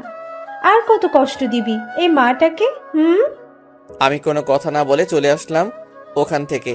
তারপর সোজা অফিসে চলে আসলাম। অফিসে সবার সাথে বেশ আড্ডা দিলাম। যারা নতুন স্টাফ তাদের সাথে পরিচয় হয়ে নিলাম। তারপর দুপুরে বসে আছি, লাঞ্চ করার সময় হয়ে গেছে। আমি নিজের ডেস্কে বসে আছি, তখন বাবা আসলো আর বলল, চল আহনাফ, লাঞ্চ করে আসি। কিন্তু আমি যেতে চাইলাম না, শুধু স্বামীর জন্য বাসায় আসলাম। বাবা কলিং বেল বাজালো। কিছুক্ষণ পর মা এসে দরজা খুলে দিল। আমি ভিতরে ঢুকে দেখি স্বামী আর রিমি দুজনে হেসে হেসে খেলা করছে আর দুষ্টামি করছে। রিমি আমাকে আসতে দেখে রিমি স্বামীর থেকে দূরে সরে গেল, মনে হয় কিছুটা ভয় পাইছে। আমি আর কিছু বললাম না, কারণ এখানে বাবা রয়েছে। আমি চুপচাপ স্বামীকে নিয়ে উপরের রুমে চলে আসলাম। কিছুক্ষণ পর রিমি রুমে আসলো। আপনাকে নিচে ডাকছে দুপুরের খাবার খেতে। সবাই নিচে বসে আছে, অপেক্ষা করছে। আমি খাবো না, ক্ষুধা নাই, বাইরে থেকে খেয়ে নিব। আপনি চলে যান সামনে থেকে। কেন বাইরে খাবেন কেন? আপনার জন্য খাবার রান্না করা হয়েছে তো। এসব ঢং বাদ দেন। এতদিন কোথায় ছিল তোমার এসব ঢং? যত সব ঢং দেখলে বাঁচি না। আর একটা কথা, আপনাকে না বলা হয়েছে স্বামীর থেকে দূরে থাকবেন? কারণ আমি কিছুদিনের জন্য এখানে এসেছি, আবার কিছুদিন পর কাউকে না বলে হঠাৎ করে হারিয়ে যাব। তাই স্বামীর সাথে বেশি কথা বলবেন না, পরে সমস্যা হবে। তখন বারবার আপনার কাছে যাইতে চাইবে, আর সেটা কোনোদিন সম্ভব না। আর বিকালে আমি উকিলের কাছে যাব, কারণ 5 বছর আগে যেই কাজ করতে চেয়েছিলাম সেটা এখন করব। মানে আপনাকে ডিভোর্স দিয়ে চিরদিনের জন্য মুক্ত করে দেব। রিমি এবার দৌড়িয়ে এসে আমার পা জড়িয়ে ধরল আর বলল, প্লিজ আনাফ, একবার আমাকে ক্ষমা করে দাও। আর কষ্ট দিও না, অনেক কষ্ট সহ্য করেছি, আর পারছি না। তুমি যদি চলে যাও তাহলে যাবার আগে আমাকে খুন করে যাবে, কারণ তোমাকে আর আমার ছেলেটাকে ছাড়া আমি বাঁচতে পারবো না। তুমি চলে যাবার আগে আমাকে তোমার হাত দিয়ে খুন করে চলে যাবে, তাহলে আমাকে আর কোনোদিন কষ্ট পেতে হবে না। রিমির কান্না দেখে আমার খুব খারাপ লাগলো, খুব কষ্ট হতে লাগলো। কারণ রিমিকে তো আমি পাগলের মতো ভালোবাসতাম, এখনো ভালোবাসি। কিন্তু আমার রাগ আর অভিমানের কাছে আমার ইগোটা বারে বারে হার মেনে যাচ্ছে। তখন স্বামী আমাদের কাছে আসলো। স্বামী সোজা গিয়ে রিমির সামনে গিয়ে রিমির চোখের পানি মুছে দিচ্ছে। আম্মু, তুমি আব্বুর পা ধরে কান্না করছো কেন? তুমি কেঁদো না আম্মু, আমিও কিন্তু কেঁদে দেব। আর আব্বু, আম্মু তোমার কাছে কিসের জন্য মাপ চাইছে? তুমি আম্মুকে মাফ করে দাও আব্বু। স্বামী, তুমি তোমার দাদু ভাইয়ের কাছে যাও। আর তুই আমার ছেলেটাকে নিজের করে নিয়েছিস, যে তোর হয়ে কথা বলছে তোকে ক্ষমা করে দিতে পারি। তাহলে আমার জীবন থেকে 5 বছর ফিরিয়ে দে, যেখানে আমি প্রতিনিয়ত অবহেলা পেয়েছি। তোর কারণে আমি 5 বছর মা বাবার থেকে দূরে থেকেছি। তোর কারণে মায়ের কাছ থেকে যে অবহেলা পেয়ে প্রতি রাতে কান্না করেছি, কষ্টে বুক ফেটে চিৎকার করে কান্না করতাম। দিতে পারবি সেই চোখের পানি? তোর জন্য আমার ছেলেটা 5 বছর মায়ের আদর থেকে বঞ্চিত হয়েছে। ফিরিয়ে দিতে পারবি আমার জীবনের সবচেয়ে কালো অধ্যায় ভুলিয়ে দিতে? রিমি কোনো কথা না বলে ফ্লোরে বসে বসে কান্না করছে। আমি রুম থেকে চলে আসলাম বাইরে। তারপর স্বামীকে নিয়ে বাসা থেকে বের হয়ে গেলাম। ভীষণ রাগ হচ্ছে রিমির উপর। যখন আমাদের ছেলে গর্ভে ছিল তখন মনে ছিল না এসব কথা? যত সব আহ্লাদখানি দেখলে বাঁচি না। তারপর সোজা ভালো একটা উকিলের কাছে আসলাম, যেন 20 দিনের মধ্যে ডিভোর্স পেপার রেডি করতে পারে। তারপর উকিলের সাথে সব কথা বলে বাইরে চলে আসলাম। রাত 9টার সময় আমি আর স্বামী বাইরে থেকে কিছু খাবার খেয়ে রাতে বাসায় আসলাম, কারণ স্বামীকে আবার বেশি রাত পর্যন্ত বাইরে রাখা যাবে না। তাই বাসায় চলে আসলাম। বাসায় এসে রুমে একটু রেস্ট নিচ্ছি, তখন রিমি আসলো আমার রুমে। আম্মু রাতের খাবার খাওয়ার জন্য ডাকছিল, আপনি আসবেন না? না, আমি আর স্বামী বাইরে থেকে খেয়ে এসেছি, এখন আমরা কেউ ডিনার করব না। আর আপনাকে না মানা করছি আমাদের উপর কোনো রকম অধিকার ফলাবেন না, তাও আপনার লজ্জা করে না? কেন বারবার নীল লজ্জের মতো আমার রুমে আসেন? হ্যাঁ? রিমির চোখ দুইটা পানিতে টলমল করছে, এখনই মনে হয় পানি ছেড়ে দেবে। স্বামীকে কেন বাইরে খাবার খাওয়ালেন? ও তো এখনো ছোট, বাইরের খাবার খাইলে শরীর অসুস্থ করবে। কেউ একদিন আমাদের বলেছিল রাস্তায় কুকুর, আর রাস্তার কুকুররা বাইরের খাবার খাইলে কিছু হবে না। আর এই 5 বছর আমরা বাইরের খাবার খাই, তাই আপনি বেশি অধিকার না দেখিয়ে নিজে নিজের মতো থাকবে, আর আমরা আমাদের মতো। রিমি এবার কান্না করে দিল, কারণ এখন তার বলার কিছু নেই, কারণ এই কথাগুলো রিমি একদিন আহনাফকে বলেছিল। তাই রিমি আর কিছু না বলে রুম থেকে বের হয়ে গেল। আব্বু, তুমি আম্মুকে সব সময় কাঁদাও কেন? তুমি জানো না আব্বু আম্মু আমাকে অনেক আদর করে, নিজের হাতে খাইয়ে দেয়, জড়িয়ে অনেক আদর করে আমায়। আব্বু, আমরা এখানে সারা জীবন থাকতে পারি না, আর দাদু ভাইটা অনেক ভালো, খুব আদর করে আমাকে। না আব্বু, আমরা এখানে থাকবো না। যদি এখানে থাকি তাহলে তোমার কাছ থেকে আমাকে আবার আলাদা করে দেবে। আর তুমি কি চাও বাবা যে আমি তোমার কাছ থেকে দূরে সরে যাই? না আব্বু, তুমি আমাকে রেখে চলে যেও না, আমি তোমার কাছেই থাকবো। কিন্তু আমরা যে কদিন এখানে আসি সে কয়দিনে আমি আম্মুর কাছে একটু আদর পেয়ে নিই। আমি স্বামীর কথা ভেবে কি বলবো কিছু বুঝতে পারছি না। কি করব? ছোট বাচ্চা একটা, কোনোদিন মায়ের আদর পাইনি, এখন তাও আমি তার আদর থেকে দূরে সরিয়ে দিচ্ছি? না বাবা, তুমি যত ইচ্ছা তোমার আম্মুর কাছে যেতে পারো, কিন্তু আমরা এখান থেকে চলে যাওয়ার পর কিন্তু আম্মুর জন্য কান্না করতে পারবো না। আচ্ছা, মনে থাকবে আব্বু। তাই বলে স্বামী এক দৌড়ে নিচে চলে আসে আর তার মায়ের কোলে উঠে পড়ে জড়িয়ে ধরে। কি হলো? আমার বাবাটা আজ আমার কাছে? কি ব্যাপার? তোমার আব্বু দেখলে যে আমাকে খুব বকবে। না আম্মু, আব্বু বকবে না, আব্বুই তো তোমার কাছে আসতে বললো, আর তোমার কাছে থেকে যেন আদরগুলো নিয়ে নি। স্বামীর কথা শুনে রিমি স্বামীকে জড়িয়ে ধরে বেশ কয়েকটা চুমু দিল। আমাকে একটু তোমার হাতে খাইয়ে দেবা? তুমি যখন খাইয়ে দাও তখন আমার খুব ভালো লাগে জানো। রিমি আর কিছু বলল না, কান্না করতে করতে এক প্লেট খাবার নিয়ে এসে খুব যত্ন করে খাইয়ে দিল। তারপর খাওয়া শেষে রিমি স্বামীকে আহনাফের রুমে দিয়ে আসতে গেল। ধন্যবাদ আপনাকে। হঠাৎ কিসের জন্য ধন্যবাদ বলছেন? এই যে স্বামীকে আমার কাছে পাঠালেন তাই। আমার কোনো ইচ্ছা নেই আমার ছেলেকে আপনার কাছে পাঠাবো। স্বামী জেদ ধরেছিল, আর আমরা আর 20 দিন এখানে আছি, তাই স্বামী যেন সব সময় হাসি খুশি থাকে, সেজন্য আপনার কাছে পাঠাইছি।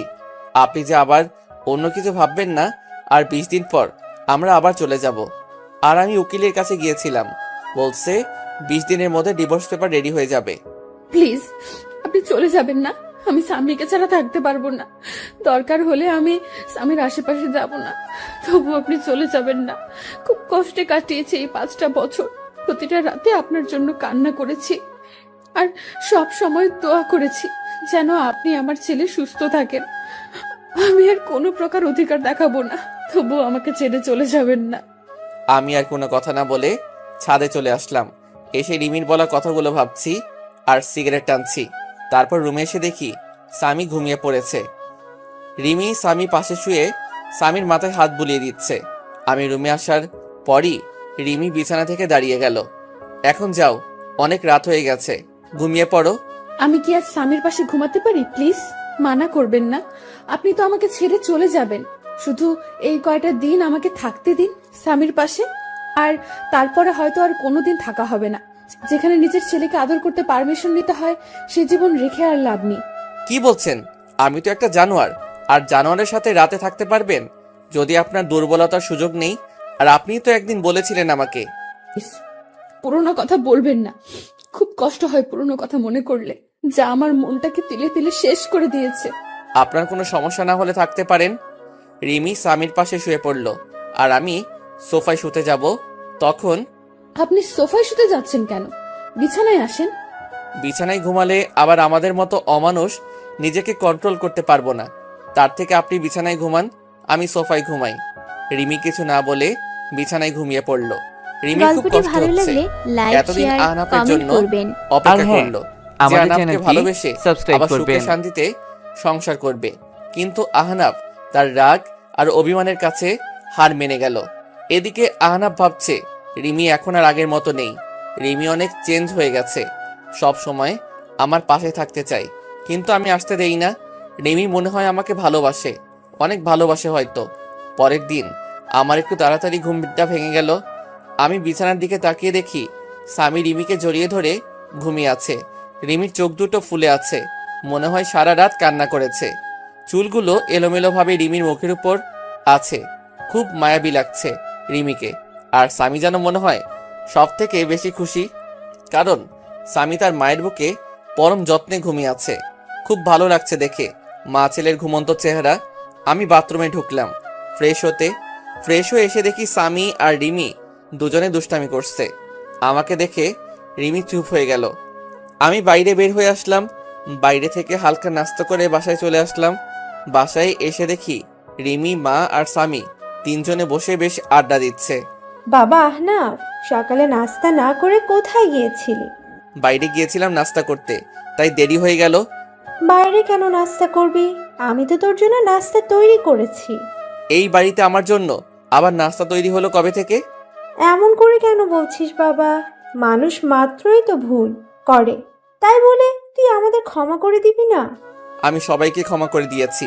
আর বাইরের খাবার খেয়ে অভ্যাস হয়ে গেছে, তাই বাসার খাবার ভালো লাগে না। আমি এই বলে রুমে চলে আসলাম। এইভাবে কেটে গেল 20 দিন। এই 20 দিনে রিমি আমাকে অনেক ভালোবেসে ফেলছে। তা রিমির আচরণে বুঝতে পারছি। রিমি এই 20 দিন প্রতিদিন আমার রুমে ঘুমাতো। রিমি আর স্বামী বিছানায় আর আমি সোফায় ঘুমাতাম। রিমি আমাকে আগের তুলনায় এখন বেশি কেয়ার করে। কাল বিকালে চলে যাব আবার ঢাকায়। কাউকে কিছু বলিনি কখন যাব। পরের দিন সকালে উঠে চলে গেলাম উকিলের কাছে, ডিভোর্স পেপার নিয়ে বাসায় আসলাম। কিছুক্ষণ পর রিমি আমার রুমে আসলো স্বামীকে নিয়ে। এই যে এটা ধরুন আপনার চিরমুক্তির ডিভোর্স পেপার, আর আমি বিকেলে রওনা দেব। আমার কথা শুনে রিমির হাস্যোজ্জ্বল চেহারাটা নিমিষেই মলিন হয়ে গেল আর দৌড়িয়ে এসে আমাকে জড়িয়ে ধরলো। প্লিজ, আপনি এমন কাজ করবেন না, এত বড় অন্যায় করবেন না। আমি আপনাকে ভালোবাসি, পাগলের মতো ভালোবাসি। প্লিজ আমাকে ছেড়ে চলে যাবেন না। দরকার হলে আমাকে নিয়ে চলেন, অন্তত স্বামীর জন্য আমাকে সাথে করে নিয়ে চলেন। না, তা কোনোদিন সম্ভব না, কারণ আমার মনে যে ভালোবাসা ছিল তা অবহেলায় পরিপূর্ণ হয়ে গেছে। এখন আর চাইলেও সে অবহেলাকে মুছে ফেলা যাবে না। আমি আপনার পায়ে ধরি, আমাকে রেখে যাবেন না। খুব ভালোবাসি আপনাকে, স্বামীকে। স্বামীকে আমার কাছ থেকে দূরে সরিয়ে দেবেন না। আর আপনি যদি আমাকে ছেড়ে চলে যান, তাহলে আপনি যদি কোনোদিন ফিরে আসেন, তাহলে সেদিন শুনবেন রিমি বলে এই পৃথিবীতে আর কোনো হতভাগা মা থাকে না। চিরদিনের জন্য চলে যাব না ফেরার দেশে, তখন আর কাউকে বিরক্ত করব না। রিমির এমন কান্না দেখে আমার বুকের ভিতর ভীষণ ব্যথা অনুভব করলাম। রিমি পাগলের মতো আমার পা ধরে কান্না করতে লাগলো। আমি রিমির থেকে ছাড়িয়ে ছাদে চলে আসলাম আর ভাবতে থাকলাম এখন আমি কি করব। একদিকে রিমির ভালোবাসা, অন্যদিকে মা বাবা আর স্বামীকে তার মায়ের থেকে বঞ্চিত করা। কি করব কিছুই ভেবে পাচ্ছি না। আর যদি রিমি সত্যি সত্যি কিছু করে ফেলে, তখন স্বামীকে কি উত্তর দেব? সারা জীবন স্বামীর কাছে অপরাধী হয়ে থাকব। আমি আর কিছু ভাবতে পারছি না। ব্যাগপত্র গুছিয়ে বাস স্ট্যান্ডে চলে আসলাম। আসার সময় মা আর রিমি পাগলের মতো কান্না করছিল। কাউকে ছেড়ে আসতে ইচ্ছে করছিল না। বাসের জন্য বাস স্ট্যান্ডে বসে আছি, তখন হঠাৎ করে ফোনটা বেজে উঠল। ফোন হাতে নিয়ে দেখি বাবার নাম্বার। আমি ফোনটা রিসিভ করলাম। তারপর বাবা যা বলল সেটা শোনার জন্য আমি কোনো আশা করিনি। বাবা আহনাফ, তুই যেখানে থাকিস তাড়াতাড়ি হাসপাতালে চলে আয়। কেন বাবা, কি হয়েছে? মায়ের কি কোনো কিছু হয়েছে? না, তুই চলে যাওয়ার রিমি পাগলের মতো চিৎকার করে কান্না করছিল। তারপর রিমি দৌড়ে তার রুমে গিয়ে দরজা আটকিয়ে দেয়। রিমি আত্মহত্যার চেষ্টা করছিল। তুই তাড়াতাড়ি হাসপাতালে চলে আয়। তাই বলে বাবা ফোন কেটে দিল। আমি বাবার কথা শুনে বাস স্ট্যান্ডে একটা বেঞ্চে বসে পড়লাম। রিমি সেদিন বলেছিল যে আমি যদি চলে যাই তাহলে সে এই পৃথিবী থেকে চিরদিনের জন্য চলে যাবে, কিন্তু আমি রিমির কথা বেশি একটা গুরুত্ব দেইনি। রিমির কথা ভাবতে ভাবতে চোখ দিয়ে কয়েক ফোঁটা পানি বের হলো। আমি তাড়াতাড়ি ব্যাগ নিয়ে আমি আর স্বামী সোজা হাসপাতালে চলে আসলাম। হাসপাতালে এসে দেখি মা আর বাবা বসে আছে। আমি যাওয়া মাত্রই মা আমাকে একটা ঠাস করে চড় মারল। তোর জন্য মেয়েটা আর কত কষ্ট পাবে, তুই এত পাষাণ কিভাবে হলি? এখন তোকে আমার ছেলে বলতেও ঘৃণা করছে।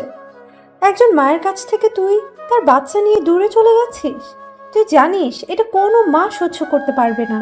মেয়েটা প্রতি রাতে তোর জন্য কত কান্না করেছে জানিস? প্রতিদিন আমাকে জড়িয়ে প্রচুর কান্না করতো আর বলতো, মা তুমি আমার ছেলে আর স্বামীকে ফিরিয়ে দিতে, কিন্তু আমি কিছু বলতে পারতাম না। আজ যদি আমার মেয়েটার কিছু হয়ে যায় তাহলে চিরদিনের জন্য আমাকেও হারাতে হবে। আমি মায়ের কথা শুনে মাথা নিচু করে কান্না করছি। প্রচুর কষ্ট হচ্ছে রিমির এই অবস্থা দেখে। আজ যদি রিমির কিছু হয়ে যায় তাহলে আমি সারা জীবনে নিজেকে ক্ষমা করতে পারবো না। আর স্বামীকে কি বলবো আমার জন্য তার এই পৃথিবী থেকে চলে গেছে। খুব কান্না পাচ্ছে, বাবাকে জড়িয়ে কান্না করতে থাকলাম। কিছুক্ষণ পর ডাক্তার বের হয়ে আসলো। আমি দৌড়িয়ে ডাক্তারের কাছে গেলাম। ডাক্তার, আমার রিমি এখন কি রকম আছে? কি হলো ডাক্তার সাহেব, কথা বলছেন না কেন? কি হয়েছে আমার রিমির? দেখুন, আমরা আমাদের বেস্ট চেষ্টা করছি, কিন্তু জ্ঞান না ফেরা পর্যন্ত কিছু বলতে পারছি না। আমি কি একটু দেখা করতে পারি রিমির সাথে? না, এখন দেখা করা সম্ভব না। জ্ঞান ফিরলে কেবিনে দেওয়া হবে, হলেই তখন দেখা করতে পারবেন। আমি স্বামীকে জড়িয়ে ধরে কান্না করে দিলাম। আমি যদি রিমিকে মেনে নিতাম তাহলে আজ এই দিনটা দেখতে হতো না। আজ আমি আমার অভিমান আর ইগোর জন্য রিমিকে চিরতরে হারিয়ে ফেলবো। না, এ হতে পারে না। রিমি আমাকে ছেড়ে চলে যেতে পারে না। আমি আস্তে আস্তে মায়ের কাছে গেলাম। মায়ের সামনে হাঁটু গেড়ে বসে পড়লাম। মা, আমাকে তুমি ক্ষমা করে দাও। আজ আমার জন্য রিমির এই অবস্থা। খুব কষ্ট হচ্ছে মা। মা, তুমি রিমিকে বলো তোমার স্বামী তোমার কাছে চলে এসেছে। তুমি রিমিকে উঠতে বলো মা। মা আমার মাথায় হাত বুলিয়ে দিয়ে বলল, কিচ্ছু হবে না তোর। রিমির দেখিস সব ঠিক হয়ে যাবে। এভাবে কান্না করিস না, শক্ত হ বাবা। 17 ঘন্টা পর রিমির জ্ঞান ফিরল আর রিমিকে পাশের একটা কেবিনে শিফট করলো। তারপর ডাক্তার সাহেব আমাদের একজন একজন করে দেখা করতে গেল। প্রথমে মা দেখা করতে গেল। কিছুক্ষণ পর মা বের হয়ে আসলো। তারপর আমি আর স্বামী গেলাম রিমির কাছে। রিমি আমাকে দেখে মুখ অন্যদিকে ঘুরিয়ে নিল। আমি গিয়ে রিমির একটা হাত আমার হাতের মুঠোয় মধ্যে করে শক্ত করে ধরলাম। তুমি চিরদিনের জন্য চলে যেতে চাইছিলা, তাই না? তুমি চলে গেলে তোমার ছেলের মা হবে কে? তোমার ছেলেকে আদর করবে কে? তুমি চলে গেলে স্বামী মা বলে কাকে ডাকবে? তুমি চলে গেলে এ অমানুষকে মানুষ করবে কে? আমাদের কথা একবারও ভাবলে না তুমি? তুমি চলে গেলে আমার মা বাবাকে দেখে রাখবে কে? একবারও আমাদের কথা ভাবলে না তুমি? আমি চলে গেলে কারোর কি এসে যায়? ছেলে থাকতে ছেলেকে ঠিক মতো কাছে টানতে পারি না। স্বামী থাকতে আমি একজন স্বামী হারা, তাই আমি আর বাঁচতে চাই না। তুমি জানো, তুমি যেদিন আমার দুধের বাচ্চাকে নিয়ে চলে গিয়েছিলে সেদিন আমি মরে যেতে ইচ্ছে করেছিল। আমি আমার নিজের গর্ভের ছেলেকে গালাগালি করছি, প্রতিটা রাতে কান্না করছি যে আমি একজন মা হয়ে কিভাবে আমার সন্তানকে অবহেলা করেছি। তাই আমি আর বেঁচে থাকতে চাই না, যেখানে সব থাকতেও আমি একজন হতভাগী। এই যে তোমার স্বামী আর তোমার ছেলে তোমার কাছে ফিরে এসেছে, আর কোনোদিন তোমাকে ছেড়ে যাব না, আর তোমার কাছ থেকে তোমার ছেলেকে আলাদা করব না। এখন থেকে এই দুটো অমানুষকে মানুষ করার দায়িত্ব তোমাকে দিলাম। কি পারবে না মানুষ করতে? একদম আমার স্বামী আর ছেলেকে অমানুষ বলবে না। আর একবার যদি ওই কথা বলো তাহলে দেখিও আমি তোমাকে মার্ডার করে দেব। ওকে মহারানী, আর বলবো না। কিন্তু একটা বিষয়ে আমাকে খুব ভাবাচ্ছে। কি বিষয়ে ভাবছো? তুমি দেখি আমার স্বামীটাকে নিয়ে এত চিন্তা করছে। বিষয়টা হলো, তুমি কি খেয়ে আত্মহত্যা করতে গেছিলে যে বেঁচে গেলে? শুনলাম নাকি ফিনাইল খেয়েছিলে। ফিনাইল খাইলে কেউ মরে নাকি? বাথরুমের হারপিক খাইলে মনে হয় এত সময় সোজা উপরে উঠে যেতে। আচ্ছা, সমস্যা নেই। এবার থেকে আত্মহত্যা করতে চাইলে আমাকে বলবে, আমি হারপিক নিয়ে আসবো। কুত্তা, তুই আমাকে নিয়ে মজা করছিস? আজ দাঁড়া, তোকে আমি মেরে ফেলবো। তাই বলে রিমি আমাকে মারতে লাগলো। তারপর রিমিকে আমি জড়িয়ে ধরলাম আর রিমিও আমাকে শক্ত করে জড়িয়ে আমার বুকে মাথা রাখলো। মনে হচ্ছে রিমি তার সবচেয়ে নিরাপদ জায়গা পেয়ে গেছে। আমি রিমির মাথা উঠিয়ে রিমির কপালে একটা চুমু খেলাম। তারপর রিমি আবার আমাকে জড়িয়ে ধরলো। আব্বু, তুমি আমাকে জড়িয়ে না ধরে আম্মুকে জড়িয়ে আসো কেন? আমাকে জড়িয়ে ধরো, নাইলে আমি দাদু ভাইকে সব বলে দেবো কিন্তু। তারপর রিমি আমাকে ছেড়ে দিয়ে স্বামীকে কোলে তুলে নিয়ে পাগলের মতো দুই গালে, কপালে, নাকে ইচ্ছে মতো চুমু খেতে লাগলো। আমি মা ছেলের ভালোবাসা দেখছি। তারপর রিমি আমার দিকে হাত বাড়িয়ে দিল। তারপর রিমি এক পাশে স্বামীকে জড়িয়ে ধরলো আর আমাকে অন্য পাশে জড়িয়ে ধরে রিমি কান্না করে দিল। রিমি আমাকে তার বুক থেকে এক ঝাটকায় সরিয়ে দিল। আপনি কে আর আমাকে জড়িয়ে ধরে আছেন কেন? বলেন, কে আপনি যে আমার ছেলেকে জড়িয়ে ধরে আছেন কেন? কি বলছো এসব? ফান করো না তো। আজ প্রথম আমি আমার বউকে জড়িয়ে ধরলাম, আর তুমি আমাকে সরিয়ে দিলে কেন? জড়িয়ে ধরতে পারি, তবে একটা শর্ত আছে। শর্তটা মানতে পারলে তোমাকে অনেকগুলো পাপ্পি দেব। নিজের বউকে জড়িয়ে ধরতে আবার শর্ত লাগে নাকি? আমাকে জড়িয়ে ধরতে হলে একটা শর্ত মানতে হবে। বলেন মহারানী, কি শর্ত আপনার? আমাকে এখন এখানে প্রপোজ করতে হবে, আর তা না হলে আমাকে আর জড়িয়ে ধরতে পারবে না। যদি প্রপোজ করি তাহলে তুমি আমাকে মারবে না তো, আর গালাগালি দিতে পারবে না? রিমি আমার কথা শুনে হাসি মাখা মুখটা নিমিষেই কালো হয়ে গেল। কারণ আগে যখন রিমিকে প্রপোজ করতাম তখন রিমি আমাকে গালাগালি করত। আমি আর কথা না বাড়িয়ে রিমির সামনে হাঁটু গেড়ে বসে পড়লাম। কিন্তু এখন ফুল কোথায় পাবো? তখন মনে পড়ে গেল স্বামীর কথা। স্বামীকে দুই হাত দিয়ে উঁচু করে রিমির সামনে ধরলাম। হবে কি তুমি আমার দিনের সূর্য, যা আমার জীবনকে আলোকিত করবে? হবে কি তুমি আমার ওই পূর্ণিমার চাঁদ, যে আলোকিত করবে আমার রাত? হবে কি আমার না দেখা স্বপ্ন, যা প্রতি রাতে তোমাকে নিয়ে দেখতে চাই? হবে কি আমার ছেলে স্বামীর আম্মু? এই প্রথম কোনো ছেলে দিয়ে প্রপোজ করা দেখলাম। আমি তোমার ছেলের আম্মু হব। তাই বলে স্বামীকে কোলে তুলে নিল রিমি। এখন কি আমার বউটাকে একটু জড়িয়ে ধরতে পারি? না, এখন হবে না। স্বামী আছে এখানে, আগে বাসায় যাব, তারপর তোমাকে সব সময় বুকে শক্ত করে জড়িয়ে ধরে রাখবো, যেন আমাকে আর কষ্ট দিয়ে চলে যেতে না পারো। কে বলল আমি আমার সুইট বউটাকে রেখে চলে যাব? রিমির নাক টেনে বললাম। তারপর রিমি আর স্বামীকে দুই হাত দিয়ে দুজনকে জড়িয়ে ধরলাম। রিমি যেন আমার বুকের সাথে মিশে যেতে চাইছে। এই রিমি, আই লাভ ইউ সোনা। আই লাভ ইউ টু জান। তারপর হঠাৎ করে দরজায় ঠক ঠক আওয়াজ আসলো। আমি রিমিকে ছেড়ে দিলাম। দেখি মা, বাবা আর ডাক্তার কেবিনে আসলো। ডাক্তার রিমিকে একটু চেক আপ করে বলল আগামীকাল রুগীকে নিয়ে যেতে পারেন। তাই বলে ডাক্তার চলে গেল। কি ব্যাপার, আমার মেয়েটাকে অনেক খুশি খুশি লাগছে আজ। অনেকদিন পর মেয়েটার মুখে হাসি দেখলাম। দোয়া করি যেন তোরা সব সময় এমন খুশি হয়ে সুখে শান্তিতে ঘর সংসার কর।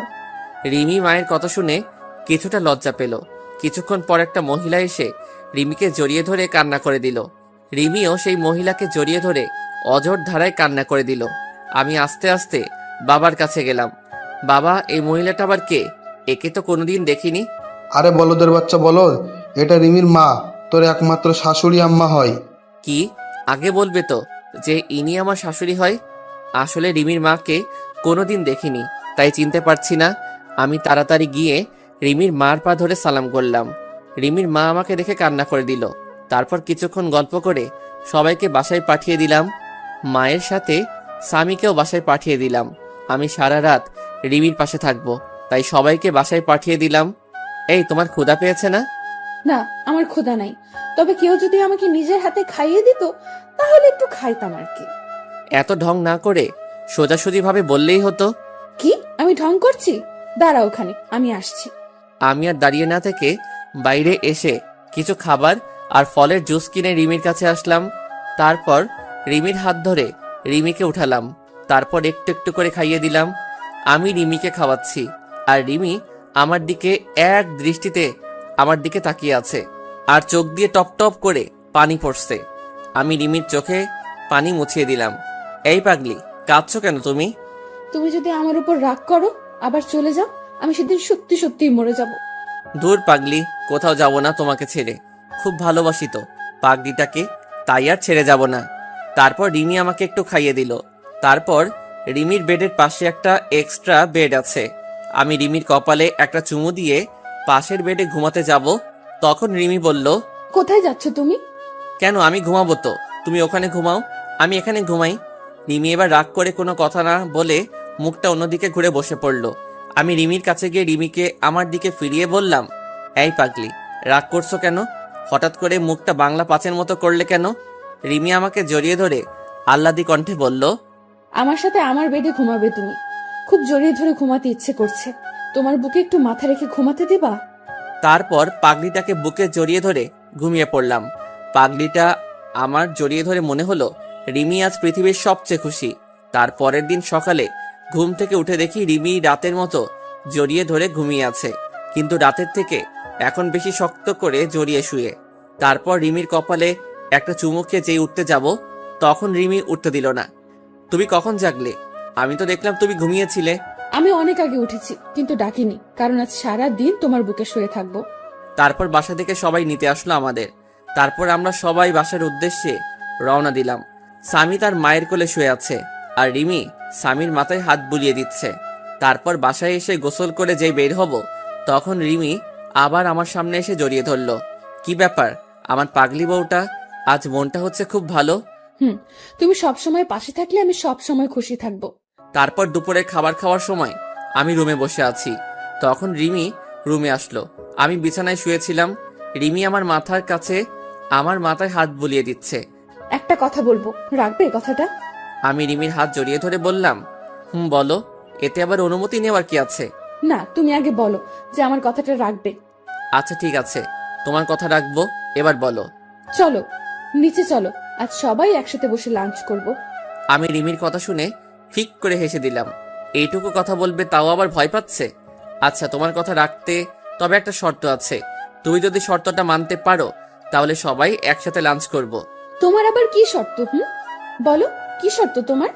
এখন আমাকে গুনে গুনে 20টা পাপ্পি দিতে হবে, তারপর আমি লাঞ্চ করব। আর যদি না দাও তাহলে আমাকে আবার কষ্ট করে বাইরে লাঞ্চ করতে যেতে হবে। আমার কথা শুনে রিমি লজ্জায় মাথা নিচু করে ফেললো। যা দুষ্টু, ওটা আমি দিতে পারবো না, কেউ দেখে ফেলবে। না, কেউ দেখবে না। আর যদি না দাও তাহলে যাই, বাইরে থেকে লাঞ্চ করে আসি। তাই বলে আমি যেই উঠতে যাব, তখনই রিমি আমাকে বিছানায় ধাক্কা দিয়ে ফেলে দিল, আর আবার আমার বুকের উপর শুয়ে 4 ঠোঁট এক জায়গায় করে দিল। এভাবে কতক্ষণ ছিলাম জানি না, তবে আমার বেশ ভালো লাগছে। তাই আমি রিমির 2 গালে হাত দিয়ে আমার কাছে টেনে নিলাম। রিমি আমাকে ছেড়ে দিয়ে যেই চলে যাবে, তখনই আমি আবার রিমির হাত ধরে আবার আমার বুকের উপর নিয়ে আসলাম। রিমি এবার আমার গলা জড়িয়ে ধরে আমার বুকের উপর শুয়ে পড়ল। এই, আমরা হানিমুন করতে যাব না? ঢং দেখলে বাঁচি না। বুড়ো বয়সে হানিমুন তোমার? দাঁড়াও, বের করছি, দাঁড়াও। এই বলে রিমি আমাকে মারতে থাকলো। কি, আমি বুড়ো? তাহলে তুমি আমার সুইট বুড়ি বউ। আচ্ছা ঠিক আছে, এই বুড়োর সাথে তোমার থাকতে হবে না, আমি আবার চলে যাব। আগে আমি আর স্বামী যেখানে থাকতাম। রিমি আমার কথা শুনে আমাকে এবার শক্ত করে জড়িয়ে ধরে কান্না করে দিল। না, তুমি কোথাও যাবে না, তোমাকে আমি কোথাও যেতে দেব না। তুমি চলে গেলে এবার আমি সত্যি সত্যি মরে যাব। চুপ পাগলি, মরার কথা আর একবার যেন মুখে না শুনি। তুমি কি ভাবছো এই 5টা বছর তোমার কাছ থেকে দূরে সরে খুব খুশি ছিলাম, তাই না? তোমার কথা প্রচুর মনে পড়তো, খুব কষ্ট হতো তোমার মা বাবার কথা মনে পড়লে। তাহলে তুমি এই মাত্র বললে আমাকে ছেড়ে চলে যাবে? না, তোমাদেরকে ছেড়ে আমি কোথাও যাব না। চলো নিচে চলো, সবাই অপেক্ষা করছে আমাদের জন্য। তারপর নিচে এসে সবাই একসাথে খেতে বসলাম। রিমি স্বামীকে খাওয়াই দিচ্ছে। কতদিন পর বাড়ির রান্না করা খাবার খাইলাম। খাওয়া শেষে উঠতে যাব, তখন বাবা বলল, আহনাফ, তুমি কি ঢাকায় চলে যাবে নাকি এখানে নিজেদের ব্যবসা দেখাশোনা করবে? না বাবা, আমি আর ঢাকায় যাব না, এখানে নিজেদের ব্যবসা দেখব। তবে কিছুদিন পর থেকে অফিস যাব, আমাকে এক জায়গায় যেতে হবে, আর সাথে রিমি আর স্বামীকে নিয়ে যাব, আর আগামীকালই রওনা দেব। ঠিক আছে, আর সাবধানে যাস। তাই বলে রুমে চলে আসলাম। তারপর রিমি আসলো রুমে। এই, আমাদের নিয়ে তুমি কোথায় যাবে বললে না কিন্তু। কেন, সেই সময় বললাম তো হানিমুনে যাব, আর খুব গুরুত্বপূর্ণ একটা কাজ আছে ওখানে। কি এমন গুরুত্বপূর্ণ কাজ যে আমাকে বলা যাবে না? সময় হলে সবই জানতে পারবে। তারপর দিলাম একটা ঘুম। ঘুম থেকে উঠে রিমিকে বললাম গুছিয়ে নিতে, আজ আমরা ঘুরতে যাব। রিমি এতগুলো খুশি হলো। আচ্ছা, আমি কোন শাড়িটা পরবো? তুমি একটা কালো রঙের শাড়ি পরবে, আর স্বামীকে একটা কালো রঙের পাঞ্জাবি পরিয়ে দেবা, আর আমিও একটা কালো রঙের পাঞ্জাবি পরবো। সবাই একসাথে ম্যাচিং করে ড্রেস পরে বাইরে বের হব। তখন মা সামনে আসলো। বাহ, খুব সুন্দর লাগছে তোমাদেরকে, আমারই নজর লাগছে। তারপর আমরা বাইরে বের হয়ে একসাথে হাঁটতে থাকলাম। স্বামী মাঝখানে হাঁটছে, আর আমি আর রিমি দুপাশে স্বামীর হাত ধরে হাঁটছি। রাস্তার সবাই যেন কিরকম ভাবে আমাদের দিকে বারবার তাকিয়ে আছে। এভাবে কিছু দূর যাওয়ার পর আমার কিছু পুরনো বন্ধুদের সাথে দেখা হলো। তাদের কাছে গিয়ে দাঁড়ালাম। সব শালারা আমাদের দিকে তাকিয়ে আছে। ওই শালা, ওইভাবে কি দেখিস? তারপর তাদের থেকে বিদায় নিয়ে একটা ফুচকা হাউসে ঢুকে 2 প্লেট ফুচকা অর্ডার করলাম আর স্বামীর জন্য জুস নিলাম। তারপর হাঁটতে হাঁটতে বাসায় চলে আসলাম। রাতে একসাথে খাবার খেয়ে রুমে চলে আসলাম। কিছুক্ষণ পর রিমি স্বামীকে কোলে করে নিয়ে বিছানায় ঘুম পাড়িয়ে দিল। তারপর আমি শুয়ে পড়লাম। রিমি স্বামীকে একপাশে রেখে রিমি মাঝখানে চলে আসলো আর আমার বুকে মাথা রেখে শুয়ে পড়লো। তারপর কিছুক্ষণ গল্প করে ঘুমিয়ে পড়লাম। সকালে উঠে দেখি রিমি আমার বাম সাইডে আর স্বামী ডান সাইডে আমাকে শক্ত করে জড়িয়ে ধরে শুয়ে আছে আর শুধু দুষ্টামি করছে। তারপর ফ্রেশ হয়ে রিমিকে বললাম ব্যাগপত্র গুছিয়ে নিতে। সকাল 10টায় গাড়ি, তাই তাড়াতাড়ি বাস স্ট্যান্ডে গিয়ে বাসে উঠে পড়লাম। আমরা কখন যাচ্ছি বলবে একটু? আমরা সবাই কক্সবাজার যাচ্ছি। তারপর রিমি আমার কাঁধে মাথা রেখে আমায় জড়িয়ে ধরে ঘুমিয়ে পড়ল আর স্বামী আমার কোলে ঘুমাচ্ছে। আমরা ভোর 6টার সময় চিটাগাং পৌঁছালাম। তারপর রিমিকে ডাক দিলাম। তারপর বাস থেকে নেমে একটা রিক্সা নিয়ে সোজা চলে আসলাম সেই চায়ের দোকানে, যেখানে ঠিক 5 বছর আগে একটা বাচ্চা ছেলে নিয়ে এসেছিলাম। দোকানের কাছে গিয়ে দেখলাম চাচা এইমাত্র দোকানটা খুললো। আমি গিয়ে চাচাকে জড়িয়ে ধরলাম। চাচা আমাকে দেখে খুশিতে জড়িয়ে ধরলো। তারপর স্বামী আর রিমিকে ডাক দিলাম। চাচা দেখেন তো চিনতে পারেন কি না। ভালো করে দেখলো, কিন্তু স্বামীকে চিনতে পারছে না। চাচা আমার সেই ছোট ছেলে যাকে আপনি আশ্রয় দিয়েছিলেন। তারপর চাচা স্বামীকে কোলে তুলে নিয়ে খুশিতে কান্না করে দিল। তারপর সবাই মিলে চাচার বাসায় আসলাম। আজ অনেকদিন পর এই রুমে প্রবেশ করলাম। চাচা, তনিমার খবর কি? তনিমা ভালো আছে তো? ভালো আছে, সবাই ভালো আছে। তুমি একটু বসো, আমি তনিমাকে ফোন দিয়ে বলছি যে তোরা এসেছিস। তারপর চাচা তনিমাকে ফোন করে বাইরে চলে গেল কিছু খাবার আনতে। এই তনিমাকে, আর তুমি তাকে কিভাবে চিনো? তনিমা হচ্ছে এই চাচার মেয়ে, আর সেই আমাদের স্বামীকে 1 বছর স্বামী নিজের মায়ের মতো আদর যত্নে বড় করেছিল। তারপর এক এক করে রিমিকে সবই বলে দিলাম। তারপর চাচা নাস্তা নিয়ে আসলো। কিছুক্ষণ পর তনিমা হাঁপাতে হাঁপাতে রুমে প্রবেশ করলো আর তনিমা স্বামীকে দেখে কোলে তুলে পাগলের মতো চুমু দিতে লাগলো। কেমন আছেন আপনি? আর এটাই কি সেই রিমি ভাবি? আমরা ভালো আছি। আর এই হচ্ছে স্বামীর আম্মু। তারপর রিমি তনিমার সাথে কিছু কথা বলে সবাইকে বিদায় দিয়ে আবার আমরা গাড়িতে উঠে পড়লাম কক্সবাজারের উদ্দেশ্যে। তারপর আমরা একটা হোটেল নিলাম। হোটেলে গিয়ে একটু ফ্রেশ হয়ে নিলাম। এখন রাত হয়ে গেছে আর জার্নি করে শরীর একদম ক্লান্ত, তাই আর সমুদ্র পাড়ে যাইনি। হোটেলে শুয়ে আছি, স্বামী ঘুমিয়ে পড়েছে। তারপর রিমি ফ্রেশ হয়ে এসে আমাকে জড়িয়ে ধরে শুয়ে পড়লো। এই আমি আরেকটা জিনিস চাইবো, দিবে? দেব না কেন? আমার সবকিছু তো এখন থেকে তোমার। তাহলে এখানে অনুমতি নেওয়ার কি আছে? আমাকে আরেকটা বাবু এনে দিবা? স্বামীর জন্য একটা বোন দরকার। কিন্তু স্বামীর মতো যদি সেও ওরকম অবহেলা পায় তাহলে তো আমি সহ্য করতে পারবো না। রিমি এবার আমার বুকের উপর থেকে নেমে পড়লো আর অন্যদিকে মুখ করে কান্না করছে। আমার লক্ষ্মী বউটা রাগ করলো। আরে আমি তো তোমার সাথে মজা করছিলাম। এই পাগলি, রাগ করছো কেন? আমি তোমার সাথে তো ফান করলাম। আচ্ছা ঠিক আছে, একটা না পুরো কাবাডি খেলার টিম তৈরি করব, ঠিক আছে? রিমি এবার আমার দিকে ফিরে বলল, প্লিজ তুমি আর পুরনো কথা বলবে না, খুব কষ্ট হয় সেই পুরনো কথা মনে পড়লে। আর কখনো বলবে না ওইসব কথা। এবার আমি রিমিকে টেনে নিয়ে জড়িয়ে ধরলাম। আচ্ছা, স্বামীর জন্য একটা বোন নিয়ে আসতে হলো তো অনেক পরিশ্রম করতে হবে। যা দুষ্টু, তোমার কোনো লজ্জা নেই। পাঠক পাঠিকারা তো সব দেখে ফেলবে। আগে লাইট নিভিয়ে আসো, নইলে সবাই আবার দেখে ফেলবে। ভাইয়া ও আপুরা, এখন আমরা স্বামীর জন্য একটা মিষ্টি বোন নিয়ে আসতে যাচ্ছি। আপনারা এবার চোখ বন্ধ করেন, নইলে আবার আমার পাগলি বউটা লজ্জা পাচ্ছে।